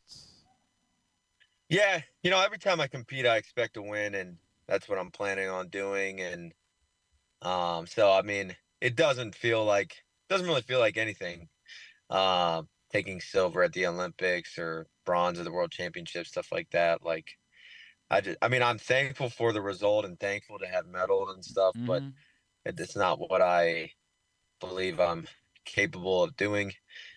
So, you know, it just doesn't mean a whole lot to me. And, but, you know, as to motivation, it's like, it is motivating knowing the Olympics is only every 4 years. So I got to be really ready for this competition, and feel like training has been great. And, you know, but it's not like I just love to compete, and I love to wrestle, and I know I'm doing what God wants me to do, and that's really my motivation and in why I'm wrestling, and how I'm able to, you know, still compete at this level for as long as I have. It's cool. So, you know, I know this is not your decision. You've got nothing to do with it. But I know a lot of wrestling fans bummed out that there's not going to be another Snyder-Sadulayev showdown at the Olympics this summer. It's been this unbelievable rivalry that has captivated the sport. As a competitor, I know, like, all you can think about is, like, dude, I got to go out and face the guys that I got to go out and face, right? Like, I can't worry about it. Yeah. But is there a moment of reaction or discipline? Are you guiding, building yourself up for that? Like, what does it feel like when you get that news that someone that you've been measured against for so long is not going to be competing against you?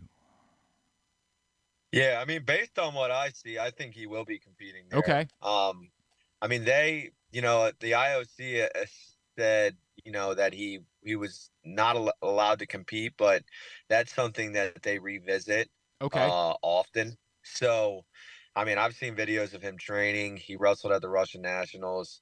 He's in shape. He's making Instagram posts about wrestling. So I fully anticipate him being there. And if he isn't there, then the next Russian that they'll send is good too. So, I mean, it's just, but I want him to be there, and I hope he's there. And I mean, it's just unfortunate. Like, you just want the best competitors there. Right. So that's what I'm looking for. I completely. How much has that, like, driven you? How much? And again, I get it. You're driven. You mentioned the things you're driven by, but what has that rivalry meant to you in pushing you and trying to get you to be your best? Oh yeah, I mean, having somebody like that in the weight class. I like having really good domestic competition. When I made my first Olympic team, I was wrestling an Olympic champion to make that team, and then I want the best guys in my weight internationally, because it's like I'm always refining and always, like, I know I can't take a day off because these guys are good, and I need to get better at different technical things and different strategy. And so, I mean, I love having those guys in my weight. It's a big motivation for me in training, and a lot of times I'm training specifically for them. Wow. So, I mean, like, do you have someone? We see this in football where somebody, like, plays the role of like the opposing quarterback. Yeah. Like poor guys have to try to pretend to be Lamar Jackson when they get ready to play the Ravens, and it's almost impossible. But do you have, like, a coach who's responsible for trying to mimic the style of guys that you think you might face at the World Championships or at the Olympics? Yeah, I mean, we have a lot of different guys in the room. I mean, obviously Penn State's the best program of all time. I hear you guys have some wrestling. Yeah, so we have a lot of different feels, and a lot of guys, specific parts of their wrestling are is what I need to wrestle against for, the guys that I compete internationally. So, yeah, I mean, and then we have coaches here who can pretty much wrestle like anybody. So it's cool. So speaking of Penn State, there's another Maryland wrestler who's come on the scene recently, and I wonder what we should know about Aaron Brooks and, like, how confident you are in his ability to join you on, like, the medal podium this summer in Paris. Yeah, I mean, Aaron, in my mind, he's a gold medalist. Yeah. But really, we have 6 guys on the men's freestyle team. Everyone is a real gold medal contender, and I'm not just saying that because they're my teammates, but I mean, Aaron beat the reigning Olympic and world champion to make the team. Yep. And he beat him handedly. I know there's going to be good guys in the weight class, but I think he's the best wrestler in the world, but it's just about being the best that day. Yeah, I totally understand that, and a very cool thing, obviously, for us back here that it's another local guy that's finding success. Kyle, Yeah. you and I remember 8 years ago, the first time I ever talked to you, I threw out things like, "Hey, what do you think this looks like down the road?" And you talked about like, "Hey, man, I don't know. Maybe I would consider the UFC. Obviously, we've seen Bo Nickel find great success that way. Maybe I would consider." But you've stuck to this, and this being what drives you. And we've seen other wrestlers, nobody named, go try out in the NFL, right? Like, why have you stayed so committed to this sport specifically and the goals that you have wanted to pursue within this sport? Yeah, I mean, I'm a UFC fan. I've gone to a bunch of fights, and I like watching the fighting. I don't think it's ever something that I'll get into. And I mean, I'm a big football fan too. Like, football was always my favorite sport growing up. I just am 5'11", so 5'11" white dude. Not gonna make it. If I had a couple more inches, maybe I'd be trying out for some teams too, but not happening. So, I mean, and then wrestling. I love wrestling. I love training. I love fighting in the practice room and in the competition, and that drive is still in me, and I still believe I'm doing what God wants me to do, and that's what's most important to me. And so that's why I'm still in wrestling. Yeah. What is the discipline like now that you're only, we're less than 2 months away, right? We were joking before the show that after the first gold medal, you came in studio with us and we were eating Chick-fil-A that day and having fun. Like, do you get to have Chick-fil-A when you're 2 months away from the Olympics? Like, what does your day look like now that you're this close to any major international competition? Yeah, I break my year up into like 3 different parts, kind of. I have the real serious training, which is what I'm in now. And then, after the Olympics until January 1st, that's kind of like my off season, even though I'm still training. But, I'm more relaxed with my nutrition. Okay. I'm more relaxed when I go into practice, just working on technical things. And then, then I start to turn it up and my nutrition gets a little more serious, but it's not as dedicated, as disciplined as it can be. But at this point in my wrestling, it's like everything is 100% locked in, no cheat meals, no going to bed on time every night. Wow. Recovering properly, taking the training very seriously, planning out all those sessions, what I'm gonna focus on and what I'm gonna do. So that's where I'm at now. No, so what is okay, you sit down for dinner. What does dinner look like tonight? I'll take you through a day because Okay. it's the same thing every day pretty much. Okay. I mean, a little variation. So I wake up, I have water with lemon in it, and then I have a green juice, and then I'll train. I'll come back upstairs. I'll make a smoothie with coconut milk, bananas, strawberries, spinach, a bunch of different powders. It doesn't sound so bad. No, it's not too bad. Yeah, and then I'll have a couple eggs with some sourdough toast, and then I'll have like lunch will usually be whatever we had like the night before. So like steak and rice or steak and potatoes. Okay.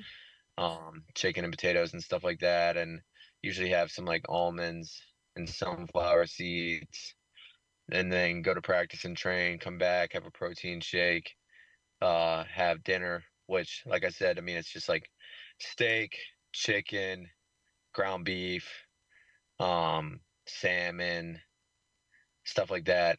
And yeah, so I mean, it's pretty simple. It's just like whole foods, nothing really processed. That's kind of what I do. That doesn't sound so bad, actually, when you put it that way. Like, No. Keeping the regimen, Yeah. I'd feel like that actually can work and that it wouldn't be that disappointing. Kyle, before I let you go, I think about, obviously, 2021. It was, a very unique time in our history, and it led to there just not really being much of an atmosphere. I think about Paris, and it's the site of, obviously besides the first gold medal, maybe your greatest moment in wrestling. And I remember watching that match, and the crowd was wild and electric and into it. How much of a difference does that make for you, like knowing you're going to have a crowd and there's going to be an atmosphere this summer in comparison to the last time? Yeah, I mean, it's just more fun. I mean, and I enjoy the whole process. I like the preparation, and then when it comes to competition, I mean, it's just more fun to have people there, and I think there will be a lot of people. And I mean, last time it was a very pro Russian, you know, European crowd, which I also like. I Yeah. mean, it's fun to compete in the United States too, but it's fun to compete somewhere else and people are against you, and I like that. So, yeah, I mean, it's going to be more fun. I have about like 30, 40 people coming, family, friends, high school wrestling coach. So, I mean, that's a lot of fun too. That's awesome, man. But no, I get the idea of like it's just any sort of atmosphere. The good guy, everybody loves me, great. Everybody hates me, great. I just need something. Like, Yeah. get my juices flowing when I'm out there. I appreciate that wholeheartedly. All right, it's at Snyderman45, of course, Snyder with a Y, Snyderman45 on Instagram, and Snyder_man45 on Twitter. Kyle, is there anything else that we can plug for you, man, that you have going on? No, man, I appreciate you guys having me on. Dude, Good to see you guys. It has been so cool watching you and getting to know you over the years. We're so excited for you and what you're going to go accomplishment, and really more than anything, so happy for you and your family. And that you're getting to do this with your wife and your son. That's such a cool thing, dude. Congratulations on everything. Can't wait to see you in Paris and look forward to chatting. Maybe we can make it work again, that we can hang out and have some Chick-fil-A afterwards. That sounds good. I love it, man. Thank you, Kyle. Appreciate you, dude. Yep. See you guys. That's Kyle Snyder, of course, gold medalist in 2016, silver medalist in 2021, and now looking for another gold this summer in Paris. And he's badass, and he's awesome. And I would say it's him and then you in like Carroll County lore, right, Griffin? That's the way that it works. Like you start with Kyle Snyder, and then for now, yeah. For now, yeah, for right? now, You're for now. sitting at number two. Until I get my gold medals. And obviously. when they finally get around to making dodgeball an Olympic sport, then they will be needing my services. For you sure. 100% can overtake Kyle Snyder. He rules, man. I'd love to chat with him. Appreciate him taking the time for us. All right, it's time for us to make a trip to Aberdeen for the week to chat with a member of the Ironbirds. Our next guest is having quite the month, in the month of June. He is 11 for 30. He's coming off just 2 games ago, a 4 extra base hit game, which I hear is good. He is Mac Horvath, second-round pick of the Orioles from a year ago, and he is with us here on GCR. Mac, it's Glenn in Baltimore. It's great to chat with you, man. Thank you for taking a couple of minutes for us this morning. Yeah, I appreciate it. Thank you for having me. Dude, how fired up are you right now, right? Like, the boys are headed to Omaha. They're playing Virginia on Friday. Like, I know you've got things that you've got to worry about in your life, but have you been able to, like, stay keyed in and message with everybody? Yeah. I mean, I've been FaceTiming those guys after they won it, and I've been trying to watch every game that I can. As soon as our games are over, if they're playing, I'm rushing to get the scores and watch the rest of the game. So, yeah, I'm pumped for them. Super happy for that coaching staff and all my friends that are still on the team there. So. That's awesome, man. What's it going to take? So, obviously everybody's, Tennessee's everybody thinks is the team to beat. What's it going to take for Carolina to go out to Omaha and pull this off? Well, I mean, the simple answer is just score more runs than the other team. So, I mean, if they can do that, they got a great chance. Well said.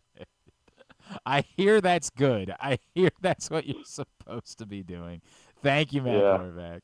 Hey, what's gotten into you, man? I know, this is the way the baseball works. And sometimes, we were chatting with Jack Jones a little bit earlier, and he was like, hey, sometimes the baseball looks like a beach ball. Sometimes it looks like a golf ball. Right now, it's got to be looking like a beach ball for you. What's clicked? What has led to you just having this unbelievable tear here to start the month of June? Yeah, I mean, the first, I guess it was last month, May. I was working on some things, try and help my swing, and I think I've kind of gone back to, what I was doing last year, a couple of those drills that helped me, and then just trying to incorporate, new things with the old things that were working. And, I mean, that stuff, it takes time. And so, the month of May was all right. I mean, nothing crazy. And then, yeah, I mean, something clicked the other day, and gonna try and keep feeling that feel. So. No, I mean, look, are you a superstitious person? Are you someone that, like, you had to change up the routine a little bit because it wasn't working, and now that it is, are you the type of, are you wearing the same pair of socks or anything like that? No. I mean, I'm not very superstitious.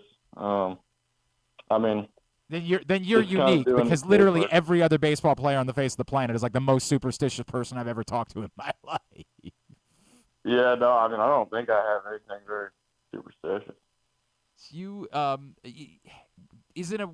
Let me phrase it this way, Max. Someone you've succeeded so much in your baseball career to this point. Do you think that it benefited you maybe to go through that a little bit this season? Because like that is part of the story. Like you're gonna go through that in this sport. Do you feel like it maybe helped you to get some perspective from going through something like that? Because you're not always going to be able to hit 300 at every level every time immediately. Did you think that there was a weird way that might have helped you to have gone through a little bit of a slump to start the season? Yeah, I mean, it's always good, to like have perspective and realize that, you can't go out there every single night and perform with, 4 hits. But I mean, yeah, it definitely goes back to my college days. I started off slow my freshman year and then started off a little slow my sophomore year as well. So having a little bit of experience there, just not with the hottest starts out there. But yeah, I mean, it's always good to have those slumps every once in a while, just to, bring you down to earth and know that this game is really tough and you can't be so hard on yourself. I appreciate that. He is Mac Horvath of the Aberdeen Ironbirds, and he is with us here on GCR. Mac, this being your first full pro season in baseball, what were, your big priorities coming into this year? Like, did you have like a list of individual goals? Here are the things that I want to work on most. Here's what I want to accomplish doing this for the first time in a full season. I mean, I think the first thing was just I want to be able to play the whole year. Being the first one where I'm playing from whatever spring training until September or however long we go. Being the first time, I just want to be able to play that whole year, stay healthy. I think that's the big thing. And then, I mean, really just working on pretty much everything. Defensively, playing a lot of different positions. So really trying to work on all of those. And hitting-wise, I mean, just getting better a little bit every single day, getting prepared for the next level pretty much. So let's talk about the positional thing, right? Because I know you've been playing a lot of second, but you've also been playing a lot of third this year, like more third this year. Was that part of the game plan? Was that something they had talked to you about in the offseason? Like, hey, we think that might be, or was it, no, we still want to have you keep playing multiple positions as we figure this process out moving forward?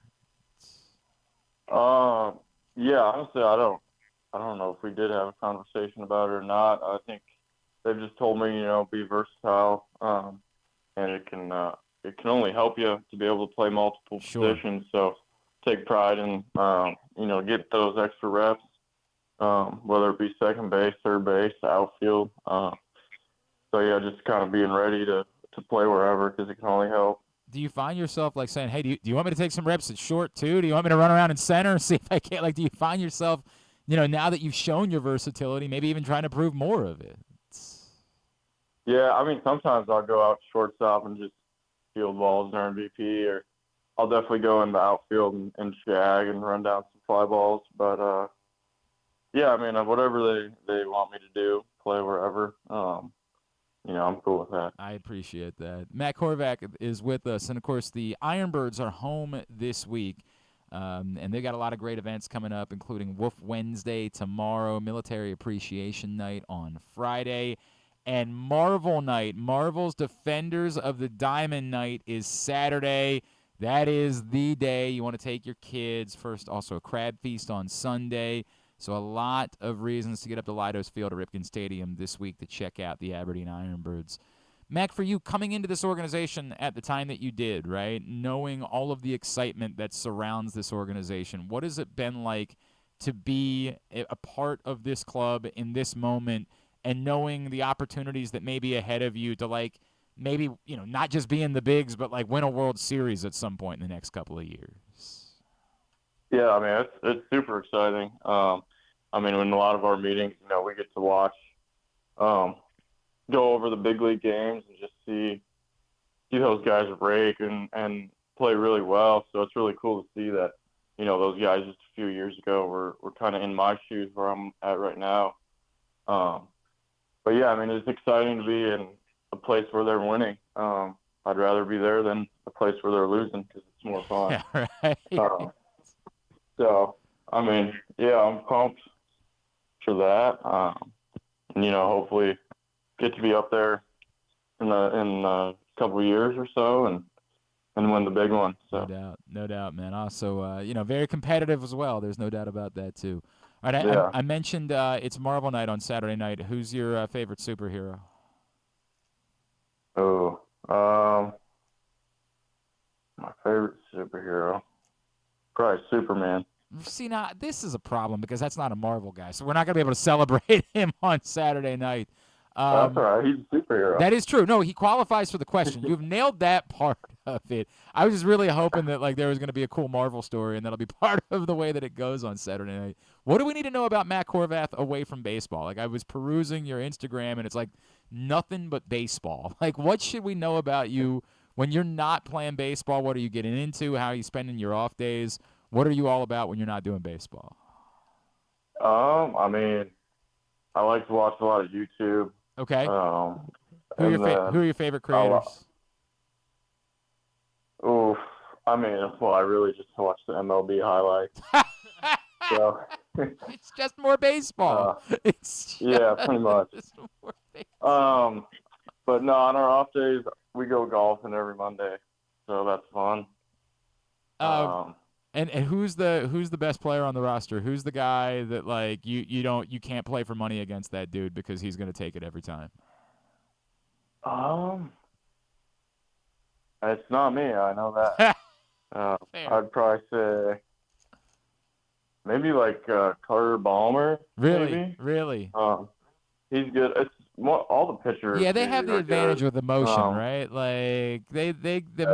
Although I guess you guys, because of the swing, I don't know, but I feel like the motion is something they got to be able to repeat. But some of the position guys are pretty solid. Creed's good. Carter Young's pretty good. Hagen's pretty good. I would imagine it wasn't easy for you to be a golfer growing up because the weather to play golf in Minnesota is probably 2 months out of the year you're able to get on and get on the course. It's just a while. I mean, I went golfing December 23rd this last year. In 6 inches of snow? No, there was no snow. So we went out there. I find that so difficult to believe, man. I find that so hard. We just picture Minnesota as being snow covered from October to April every year.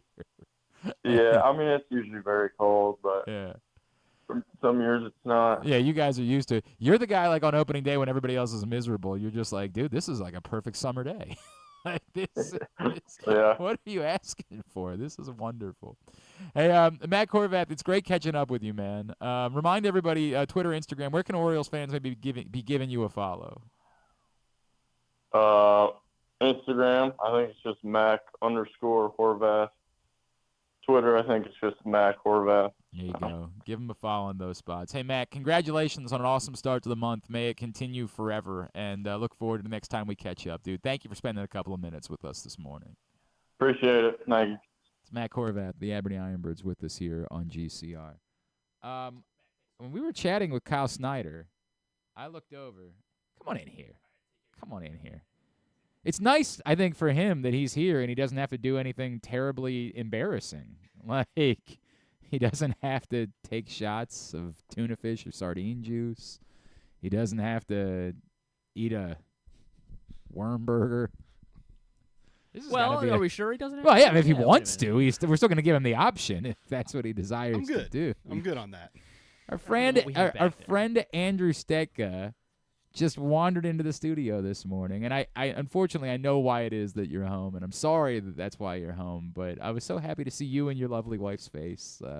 Love you guys, and so good to see you, buddy. You too, my friend. Yeah, we're in town for we lost a loved one in the family, so we're back for some funeral services this week. But we were in the area, and I said, hey, let's go surprise Glenn and say hi. And you brightened my day. Just truly, on the way to doing some other things today, and truly, just putzing around town. So truly brightened my day, man. And I hear you're going to the game. Yeah, we're gonna pop by the game tonight.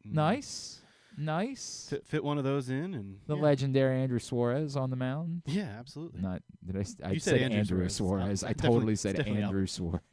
Makes sense. There is an Andrew Suarez. Yeah. It's because you're sitting here that I'm just staring into your eyes that now I've made the Albert Suarez, Andrew Suarez. These things happen. That's the way that it works. All right, so you're in charge. You got to make the decision today for the roster move. Is it happening today? Well, I mean, we thought it was going to happen yesterday. The fact that it didn't happen yesterday, it's now we're waiting day by day, and I think Brandon Hyde said it. It's going to be any day now. Yeah. And that might be a little bit of a convenience. Like, hey, who knows? Maybe somebody will make the decision easy for us. But say you had to make the decision today. I mean, Jorge Mateo's back. What is your decision? I'm glad they don't pay me to make the decision. Yes, it's a really difficult one. It is a very difficult one. I agree with that. Yeah, I mean. My guess is it's Norby, but I don't know for sure, obviously. I mean, but would that be your decision is what I'm saying. I'm saying you are the one making it. It's not what are they going to do? What would you do? I think at this point I'm doing something with Mullins as much as it pains me to say it. And I know it would pain you as well. Mm-hmm. You've talked about it a lot, but it's gotten to a point where it's tough to watch at this point. I hate it. It's tough. I hate it. And then, obviously he has a day like he had on Sunday, and you have this part of you that wants to be like, we were just talking about this with Jacque Jones a minute ago. Like, is this the moment? Is this the one? But we've had this before this season. It's not like he's had 0 hits this season. But you've said it too. If you play like body language doctor, it just hasn't. Even the other day, it just hasn't looked right. No, and that's I think the more concerning part. Yes. It's and look, who knows what's going on since the incident with Mateo? Like that's all that stuff is just. It's concerning. And Jeremy made the argument yesterday that, okay, but you do that. And so I've said you could do an IL, do the mental health IL thing. He's like, right, but then what happens in 15 days? Like, why do you think it's... Why would it be any different? You have to put him back out there every day in 15 days in order to see that it's right. So if you're going to do it, don't you just option him? And I believe that somebody's done the math on the internet about how many days they have until he hits 5 years of service time, although I think that math might be wrong because I'm pretty sure you only get the year of service time for 172 days of the calendar, the calendar days of the season on the roster. So I don't think any of his first 2 seasons count towards service time. Right. I think it has to be 5 full seasons in order to get that service time. So I don't think that we would begin that conversation until the end of this year. I think it's uncomfortable no matter how you shake it down. Even if it's a move involving Ramon Urias, I mean it's still a little bit uncomfortable in the fact that he can be a useful piece. I know that you've talked ad nauseum about, okay, we've kind of seen it. It just feels like they've had, I use the term outgrown. I hate it too because again, I've at a point was a massive Ramon Urias fan.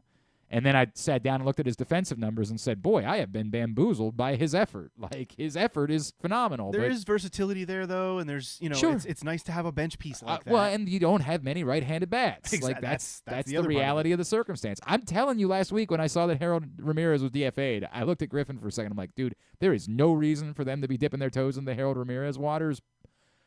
But I don't know that I would be angry if they dipped their toes into the Harold Ramirez waters. There are a lot of waters that they can be dipping into because of the and I'm not suggesting that he'd be an answer by any stretch of the imagination, but hell, how did we feel about Aaron Hicks a year ago when the Orioles made the same move?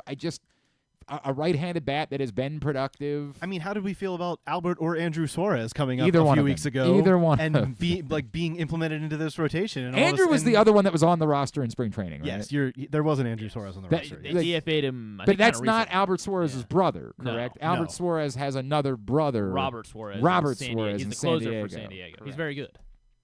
But how did we feel about that a few weeks ago? We were all like, okay, there's a stopgap solution, but he's turned into much more than that. Bordy and I were talking about this the other day. Like, this is my Julio Teheran thing. We're like, no, there's no world where I think Julio Teheran is going to be helpful for the Baltimore Orioles. I think it would be insane for that to be the case. I think, first of all, there would have to be an emergency for it to even be that situation.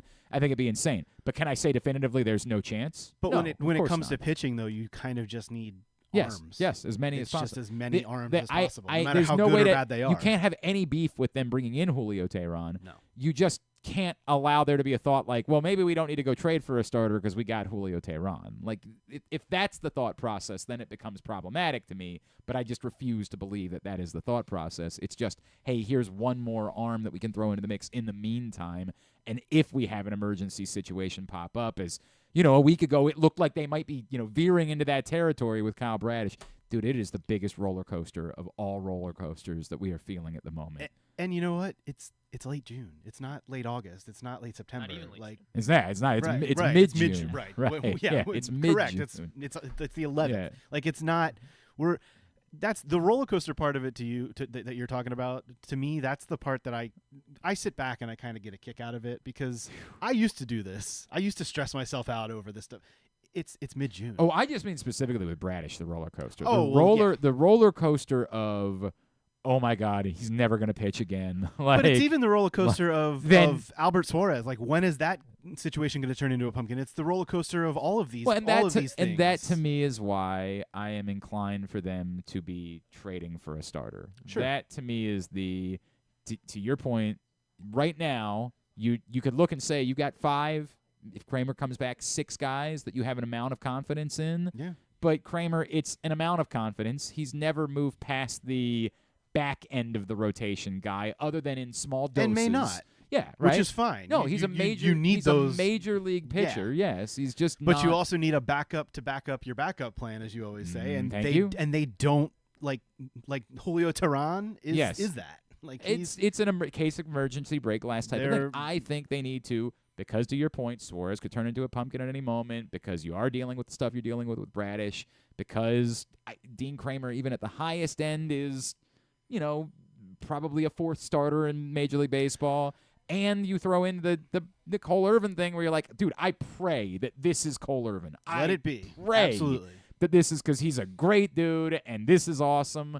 But am I confident that Cole Irvin is this guy for the rest of the season? There's only one constant on this team when it comes to the pitching, and that's the guy who pitched last night. And correct. That's fine. But also that's a short-term fine. Yeah, correct. It's fine for this year. So that's where I'm in the place where I'm like, go look, with it from there. I didn't think that I thought they needed to trade for a starter, but I think they need to trade for a starter. I think they need to trade for a starter, a bullpen arm or 2. They probably need another a right-handed bat. Yep. There's needs on the list, and I think the thing that people just don't appreciate or recognize is that they know all these things. Of course they know all these things. I think there is still the reluctance to make the bold move, right? And you can say that Burns was the bold move, but based on the price that you paid, it was a very reasonable, bold move because you were acquiring him for 1 year. I don't want to take anything away. Joey Ortiz is proving to be everything that we thought Joey Ortiz was going to be. And DL Hall may down the line. Maybe, who knows? Right? Like once he recovers from whatever I still he's think dealing that they did that perfectly, right? They sold him as a starter when everybody knows he's a reliever. But right? here's the thing: I say, you say it was a bold move, and I agree, it was a bold move to an extent. But was it also a necessary move, of knowing course, 100%, what they were dealing with? 1,000%. But that's what I'm saying. I don't even know that it was a bold move. What I'm saying is, I think it was more like a measured, reasonable, just bold because the name is Corbin Burns and Joey Ortiz is a. But that's still the top. The top of this riches that they've had, that they've been willing to trade, is Joey Ortiz. It still, I think, feels to the fan base like there is a reluctance to trade from that. People use words like hoarding. I'm not going in. I don't think it's hoarding. I think it's we don't want to just make a move. We want to get what we believe is value for these players, and we think these players are extraordinarily valuable, and it's hard to recoup that type of value in a trade. I think that's a difficult spot to be in, but until you see it, until you see them make that type of move, I think there is going to be a reluctance from the fan base. Yes, they might know they need to make those moves, but are they going to be willing to pay the price necessary? It's so easy for us to continue saying, well, hey, it's not worth paying this for this. Fine, but is that the difference? I don't know what it costs you to get Eric Fetty from the Chicago White Sox, and Eric Fetty doesn't. More and more each day. Sure does. And Eric Fetty doesn't, excite me to a level that I think he's Dylan Cease, but I think he's a very helpful piece right now and somebody that I'd be willing to go get. Are you willing to pay a premium for, Eric Fetty plus Michael Kopech, who neither one of those guys is Dylan Cease, neither one of those guys is Mason Miller, but it might cost you something real. It becomes a lot, and this is not a new point, but it becomes a lot more difficult when everyone knows what you have and how much you should be willing to pay 100%. because of all the moves you do need to make and the riches that you have in Yep. the farm system. And no one else does have the riches in the farm system like the Orioles do. So it becomes a lot harder when we're talking about getting value back. Well, value is only what someone's willing to give you. That's the way a market works. That's a so fact. That's what also kind of makes it tough is you're probably going to have to overpay. No, you look at what the Padres what you paid want. for Cease, and you're like, wait a second. If the reports were right about what the White Sox were asking the Orioles for Cease, then the hell? Like, Well, it does not. there's a reason for that. Correct, because they know you have all of those Correct. things, and you're saying if you want to make this move, you got to give us this, this, and this, and you're like, no, we're not going to do that. And then you look at what the Padres said, you're like, well, you could have paid that, but that offer, the White Sox didn't ask for that from the Baltimore Orioles, and that's the problem. That Nor you would end up they. finding yourself They're there. always going to ask for more when you've got more. I cannot allow myself to be angry about a patch on a uniform. Are you in the angry about a patch on a uniform? He's a soccer guy, of course not. Yeah, right. Yeah, first of all, Griffin, that's a very good point. Yeah. No, I'm not. Of course, I'm not angry. Would I have liked it? It does look a little larger and bolder than some of the other patches that I've seen. I guess I think didn't. just because it's like the blue. A lot of people talked about the color, and Or have the that's the one relevant point that people have brought up that I would say. Because again, I don't care. No. But the people that have said hey, other teams have said you want to have a patch on, you've got to make the logo of the patch the colors of our uniform scheme. I would listen to the argument hey, that would be nice if that were the case. But I would get the argument back from T. Rowe Price would be then it might blend into the jersey and people might not notice it. We want people to notice our advertising. You want it to pop. To Griffin's point, I am a big soccer fan. My team is Tottenham. Yes. And they have always the Spurs. Over the last handful of years, they have an AIA, the insurance company logo on their front, and it's on their home jersey, their home white jersey. It's always been red because that's the AIA color.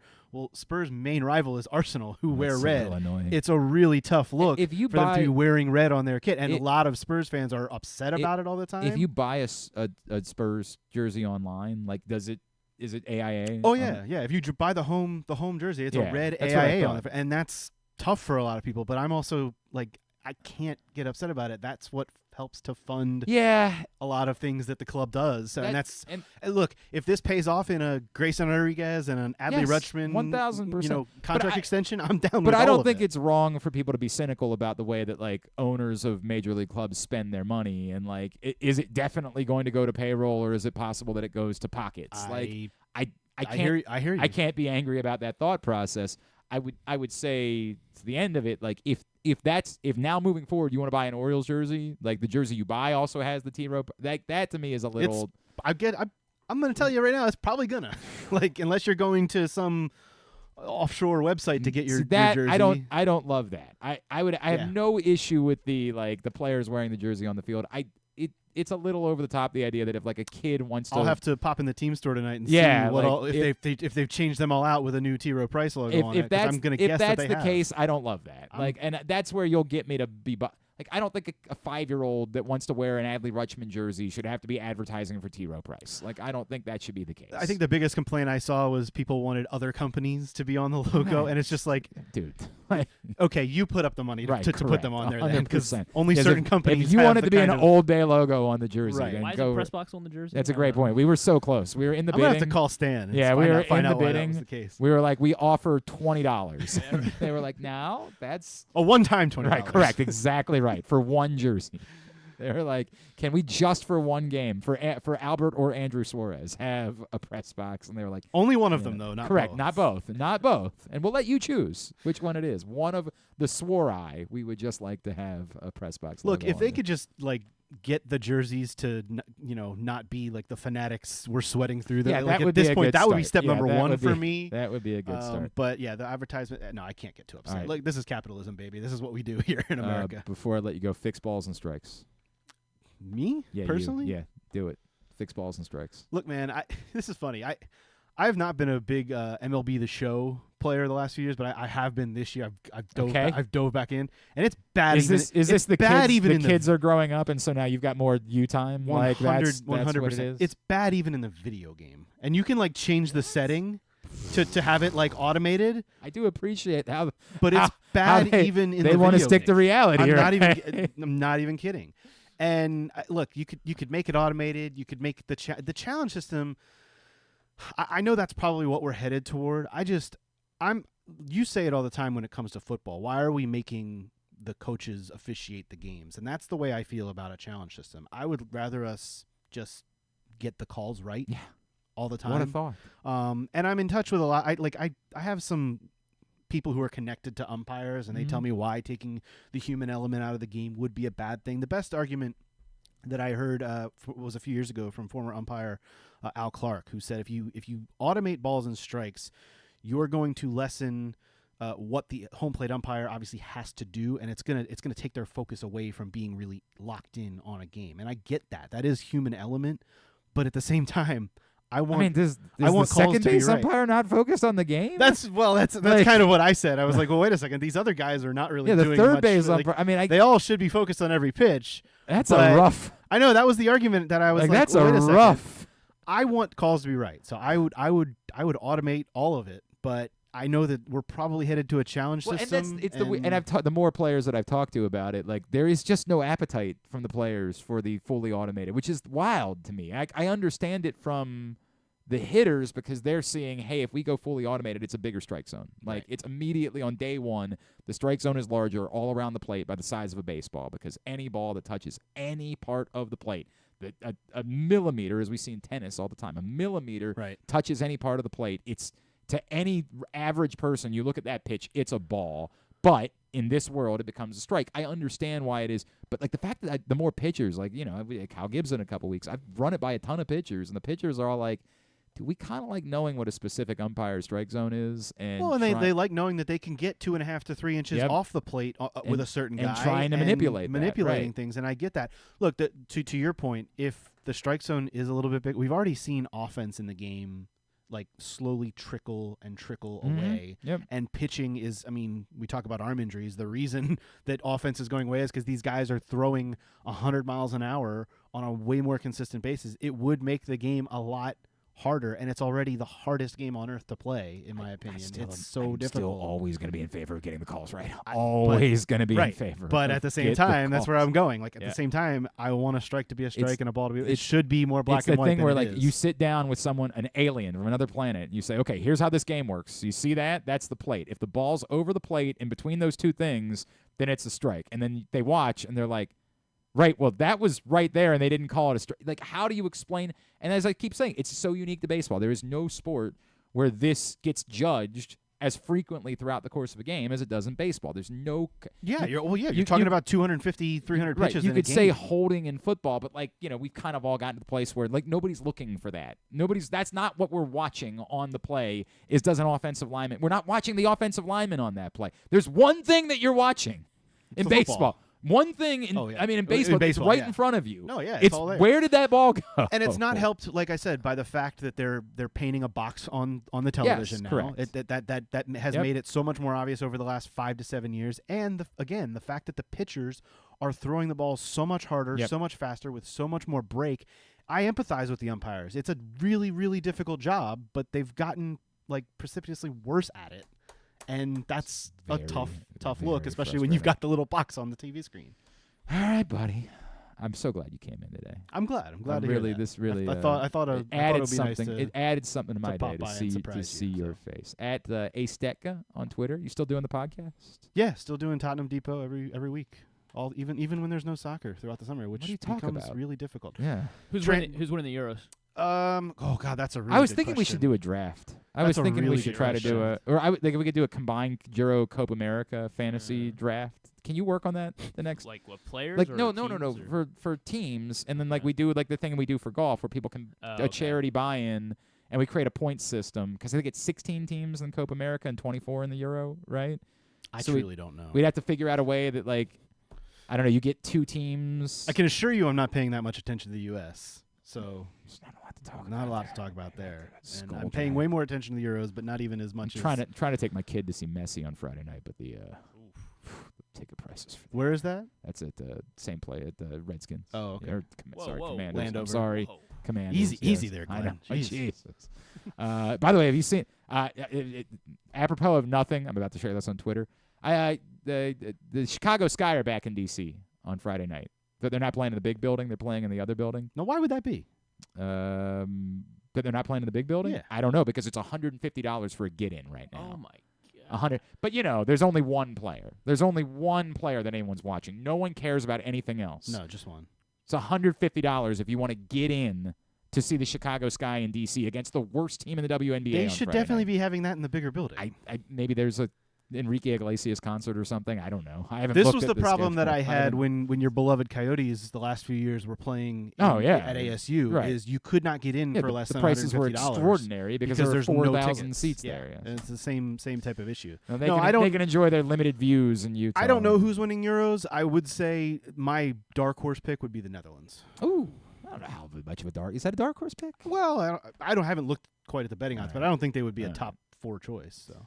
Love you, pal. Thanks for coming and doing this. Likewise. We'll come back in and get a tidbit and two, but what was Friday night? Or it was Friday night was the game that Friday they're not night? playing in the big arena. Yeah. Looks like Frankie Beverly. Oh, well, Frankie Beverly's a legend, but I didn't know Frankie Beverly was still playing big arenas. I didn't know that's where he was at this point in his career. Frankie and Keith Sweat. Oh yeah, okay, sure. There's an audience for that for sure. That's why they can't bring him up here to Baltimore. Even that's a bigger building Dude, than the one they've got down here in Angel DC, Reese right? in that building Put on him Friday put him night. at CFG Bank Arena. Holy F! I mean, you've got to get the Wizards, the Mystics to buy in. There were but 8,000 people trying to get into Coppin last year to see Angel Reese. If you put her in that building, that building's on Friday bigger night, than the one they're going to play in, right? It's twice as big. I mean, like they would. This is what you get from me. You get an idea man coming in. Come on. Well, make a call. Go call the Leon size and let them know. All right. We'll come back in. Tidbit and Tuba to wrap it up. Glenn Clark Radio. Gambling can be a fun and entertaining experience, but there are risks involved. If you're planning on betting on the game at the casino or on your phone or computer, know your limit, stay within it. Set a budget and a time to stop. Remember, gambling isn't a financial solution, and it doesn't mix well with alcohol or drugs. Know the risks and have a plan before you begin gambling. For free and confidential services, call 1-800-GAMBLER 24/7 or go to helpmygamblingproblem.org. Discover one of Baltimore's hidden gems at Guilford Hall Brewery. Enjoy dinner in our spacious brew pub, sip a signature cocktail in our outdoor dog-friendly beer garden, or take a tour of our brewery. Discover your new favorite local craft beer. From crisp lagers to hoppy ales, there's something for everyone to enjoy. Pair your brew with delicious appetizers and entrees. There are options for the whole family, but you have to try our fan-favorite giant pretzel. Guilford Hall Brewery, where every sip is a celebration. Visit us online at guilfordhall.com. Make the most out of every day in your Toyota RAV4. Available in hybrid or gas-only models. A RAV4 can get you where you want to go in style. Check out buyatoyota.com for deals on new RAV4s from your local Toyota dealer today. The drug scene in Maryland is changing. Fentanyl and xylazine are being added to street drugs, and you may not even know it. Xylazine is not even intended for humans, and fentanyl is an opioid 50 times stronger than heroin, and contributed to over 80% of overdose deaths in our state. Anyone who uses drugs, even occasionally, is at risk of overdose. To learn more, visit stopoverdose.maryland.gov or call or text 988. The votes were all counted, and the results are official. Royal Farms was named #1 for food in the USA Today 10 Best poll, receiving more votes than any other convenience store chain in America. The next time you want to get some good food fast, doesn't it make sense to go to Royal Farms? Voted best in the USA and home of world-famous chicken. Real fresh, real fast. Royal Farms. The latest edition of Press Box is available now. On the cover, Luke Jackson profiles Grayson Rodriguez, talking to people who have been part of his path as the Orioles hope he'll become their next homegrown ace. Also inside, we remember legendary Maryland basketball coach Lefty Driesell with stories from legends like Roy Williams and Bobby Cremins about what it was like to go up against the old left-hander. Press Box is available at over 500 locations around Baltimore, including 60 Royal Farm stores. You can also find the best daily coverage of the Orioles, Ravens, and Terps at PressBoxOnline.com. One of the things that's definitely wrong with this country is that this dude still has a job somehow, some way. Glenn Clark.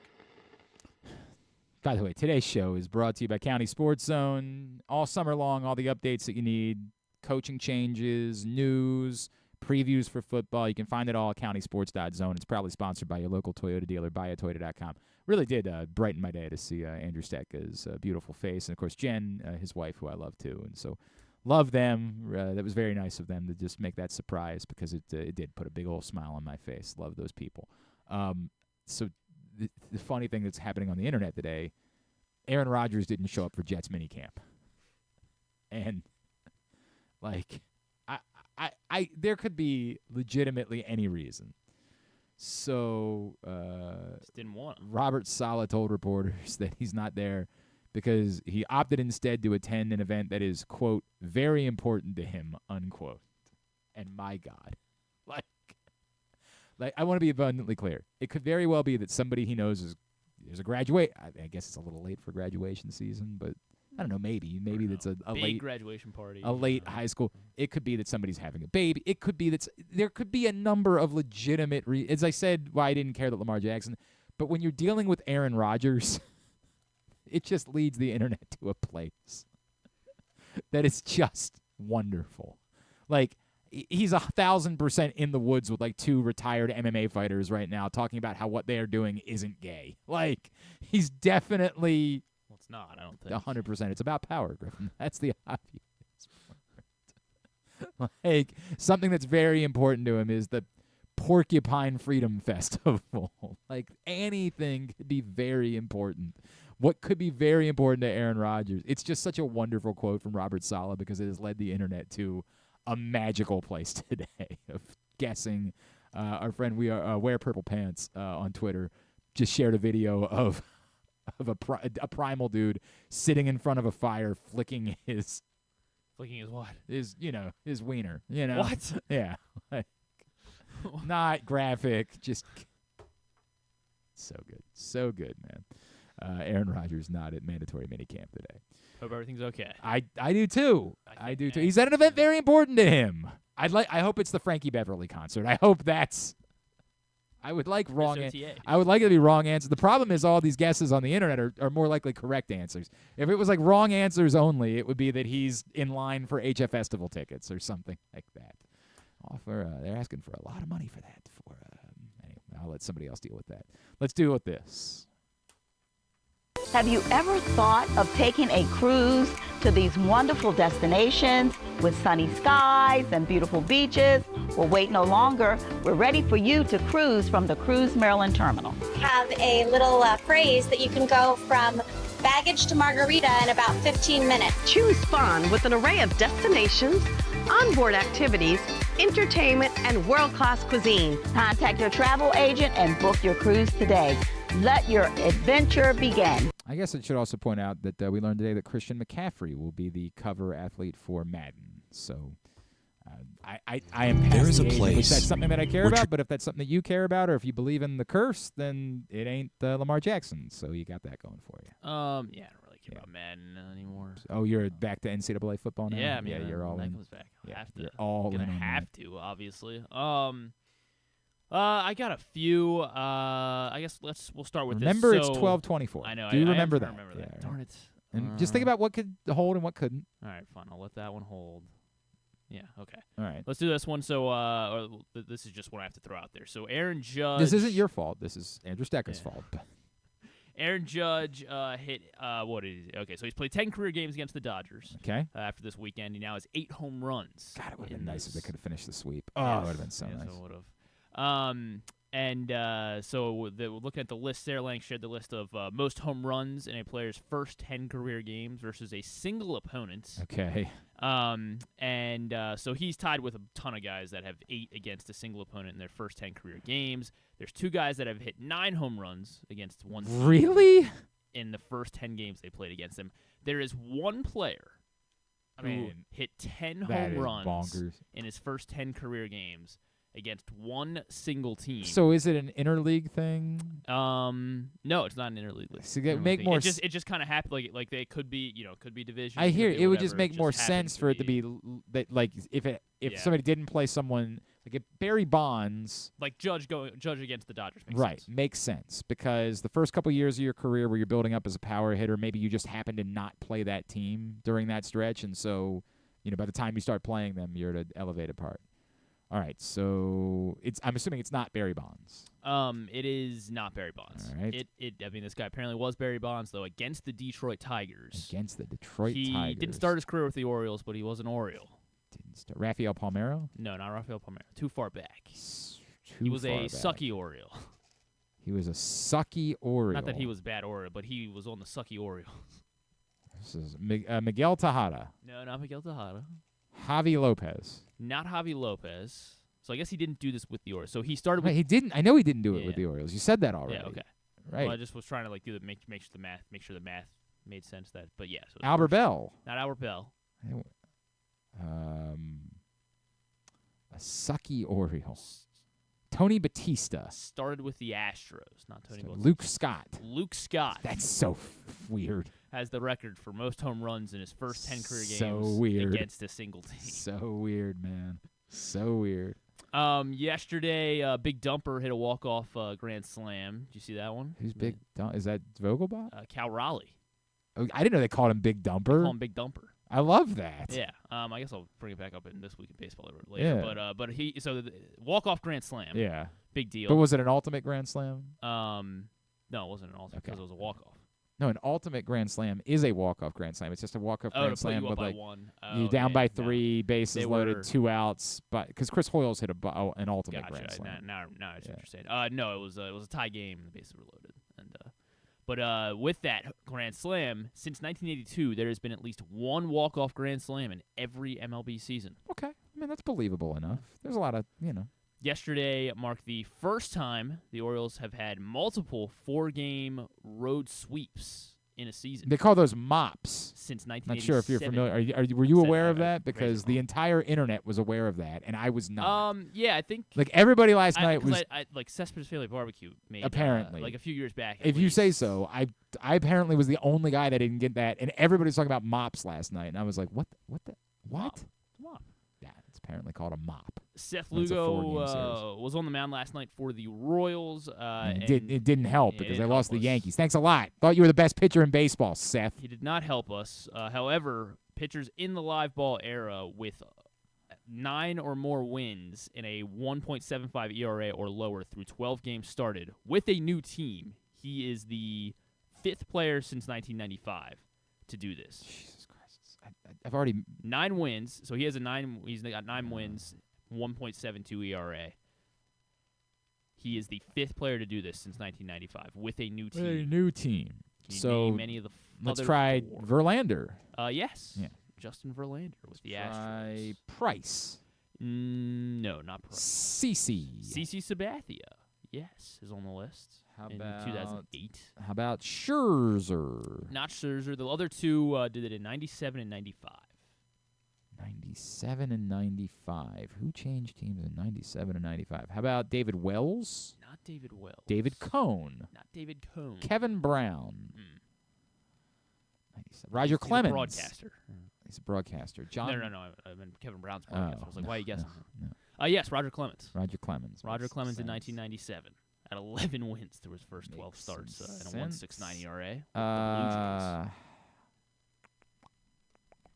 90. So now I'm looking for this. That was 97. So now I'm looking for 95. 95.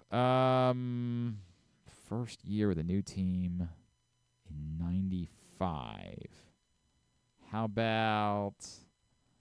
Oh boy, this is Kevin Appier. Not Kevin Appier. How about his new team was the Boston Red Sox? New team was the Boston Red Sox. How about did Pedro go to Boston? No, he was still in Montreal at that point. Yeah, no, not Pedro. How about this is pre-Pedro? Yeah. Pre-Pedro. The answer's not Pedro, but yeah. 95 Red Sox were not a particularly memorable. Tim Wakefield? Tim Wakefield. Tim Wakefield, really? Tim Wakefield is the correct answer on this one. That's a little stunning. Wakefield, Clemens, Sabathia, Verlander, Seth Lugo. I mean, Tim Wakefield was good. I mean, it was the knuckleball. Like, it was good, but the late Tim Wakefield, unfortunately. But, wow, that is wild. All right, very good. Let's get tubular. There is a place where tradition, family, and community gather, where the aspirations of talented young competitors takes root, and where the crossroads of history, culture, and renewal come together. This spring, experience America's newest and most innovative ballpark, Meritus Park in Hagerstown, Maryland, home of the Atlantic League Flying Boxcars. Plan your getaway today. You're welcome in Hagerstown, Maryland.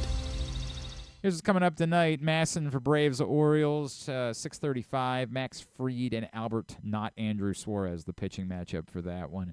The other baseball tonight, Masson 2 for Nationals Tigers at 6:40. TBS, Phillies Red Sox at 7:10. MLB Network, Astros Giants at 9:30. ESPN Plus, Rangers Dodgers at 10:10. Mystics and Atlanta Dream tonight at 7:30 on Monumental. ESPN's got a 30 for 30 tonight. This is one of the, I'm sorry, this was a bad. Perfect one? What's that? No, this is not the Dude Perfect one. This is the one about the track and field star who had the false positive and spent years trying to clear his name. That's tonight at 7. New episode of The Ultimate Fighter tonight at 10, and USA for WWE NXT tonight at 8. Non-sports highlights? So there's a few things. On Peacock, of course, at 8 is the season 6 premiere of Love Island. US version. Yes. I've seen a lot of promotion for that. I'm good. Not going to be partaking. Need to watch. New episode of Clips on Hulu. Which one? Clips. Oh, Clipped. Yeah. Yes. New episode at 9 on Again, Disney Plus. not good, but I'll watch it anyway. The Acolyte, new episode of that on Disney Plus. I don't know if you'd care about this. So on Paramount Plus, there's a documentary, How Music Got Free. It's EP'd by Eminem and LeBron James, and it essentially goes into like the early stages of like music streaming and like Napster. Oh, like Napster? Okay, yes. This is definitely in my wheelhouse. Yes. Where is this? In the 90s. Paramount Plus. Okay, I'll look at this. So that is I watched the South Park obesity thing yesterday at the gym. It's good. I mean, it's at the gym makes you feel good about yourself, probably. I did. I was feeling very good. I was very sore from having played a lot of pickleball, can jam, and tennis this weekend, so I decided I could only do. I did a little bit of elliptical and the bike yesterday because I was just that sore. So I'm sitting on the bike. I'm like, man, I gotta watch something. I'll watch and there's no French Open to go to watch right now. God, I miss it already. Celine Dion interview on NBC, like an NBC News special interview at 10 tonight. If anyone's interested. I love Celine Dion's talent, but I don't think I would sit down and watch her be if she's not going to sing. No, it's an interview. I'm good. For an hour. Celine's story. Yeah. Yeah. Well, there might be commercials. I don't know. I don't sure, know how these interviews work. But good. Maybe it'll be like the halftime show. Like it'll just be okay. Not a whole lot of Celine talking. I mean, if it was like a concert and an interview, look, Celine Dion is an incredible talent. She's not necessarily for me, you know what I mean? Like her music was never my thing, but she's an unbelievable talent, like an eternal, iconic talent. He has a show coming out tomorrow on Apple TV Plus called Presumed Innocent, and he didn't kill her. Okay. Oh. Okay, if you say so. The interview, he said that about, I was trying to count 40 times, I want to say, in the trailer. Okay. I didn't kill her. I haven't seen the trailer. But it's weird because I watched his SNL episode. I don't remember them promoting it at all. He was, that was, I don't know. It was only a couple weeks ago. Yeah, I didn't hear about this. It comes out tomorrow. I did not know anything about this until the day before, apparently. But a psycho thriller. It's like directed by J.J. Abrams, and it's based on a book. There was a Harrison Ford, apparently. There was a movie in 1990. Apparently Harrison Ford remember that. played the role. Don't remember. But yeah, so that's tomorrow. And let's see, Donald Glover and Maya Erskine on Jimmy Kimmel. They're re-promoting Mr. and Mrs. Smith. I don't know why. Everybody loved that show. I have not watched it, but everybody loved it. Jesse Plemons as well on Jimmy Kimmel. Ooh, Fat Damon. He's The Kinds of Kindness. It's in theaters next Friday. This is it seems like a little more out there movie. Like it's Yorgos Lanthimos who did Poor Things. Emma Stone's in it. I've watched 10 minutes. I do not give up on things. Mm-hmm. I watched 10 minutes of Poor Things, and I had a headache. This I looks had like a headache. Probably along the same. But Willem Dafoe's in it. Emma Stone's in it. Margot Qualley. So it looks interesting. I'm sure. I'm sure Poor Things is as amazing as everybody says it is. It's just that it is not. I hurt from trying to watch it. Will Ferrell will be on Fallon tonight. Okay, very good. He's trying to be. He's campaigning to be sexiest man alive. He's due. All right, thanks today to Andrew Stetka. Love Andrew. Thanks, of course, also to Kyle Snyder, the gold medalist, Jacque Jones, as well as Brandon Gaudin previewing the Braves, and Matt Horvath from Aberdeen. We'll get all of it up in the greatest hits section of the Oh, my God, it's so good. tab at GlennClarkRadio.com. And, of course, that means tomorrow we have stuff and things. All right. Okie dokie. Well, at least I'll have a lot to talk about after I don't have a recap. Don't really watch the Orioles tonight. Thanks, everybody at PressBox, all of our great sponsors and partners, including Live Casino in Hotel Maryland. Visit Hagerstown in Washington County. Guess who just texted me? Drew Beer. Oh, great. Thank God. Cruise, Maryland. Guilford Hall Brewery, Royal Farms, Ed Block Courage Awards. We can preview the PGA or whatever. It's the U.S. Open this US week. Open. The Ed Block Courage Awards. HelpMyGamblingProblem.org. The Costas Inn. The USAA. Not the USAA. USAA. No, it's M. Is the M. Why did I say U? You know what it is? I swear to God, there's a sun thing that there's like a reflection, and it made MSAA look like USAA. It is the MSAA. I don't think have a partnership with USAA. I was like, wow. That's a big one we for added us. USAA. The Baltimore Orioles, your local Toyota dealer, and buyatoyota.com. Thanks to Griffin at Griffin_Bass. Follow us Twitter, Instagram, and TikTok at Glenn Clark Radio. Have a great Tuesday night. Go Birds, go Rolling Stones. Duke sucks.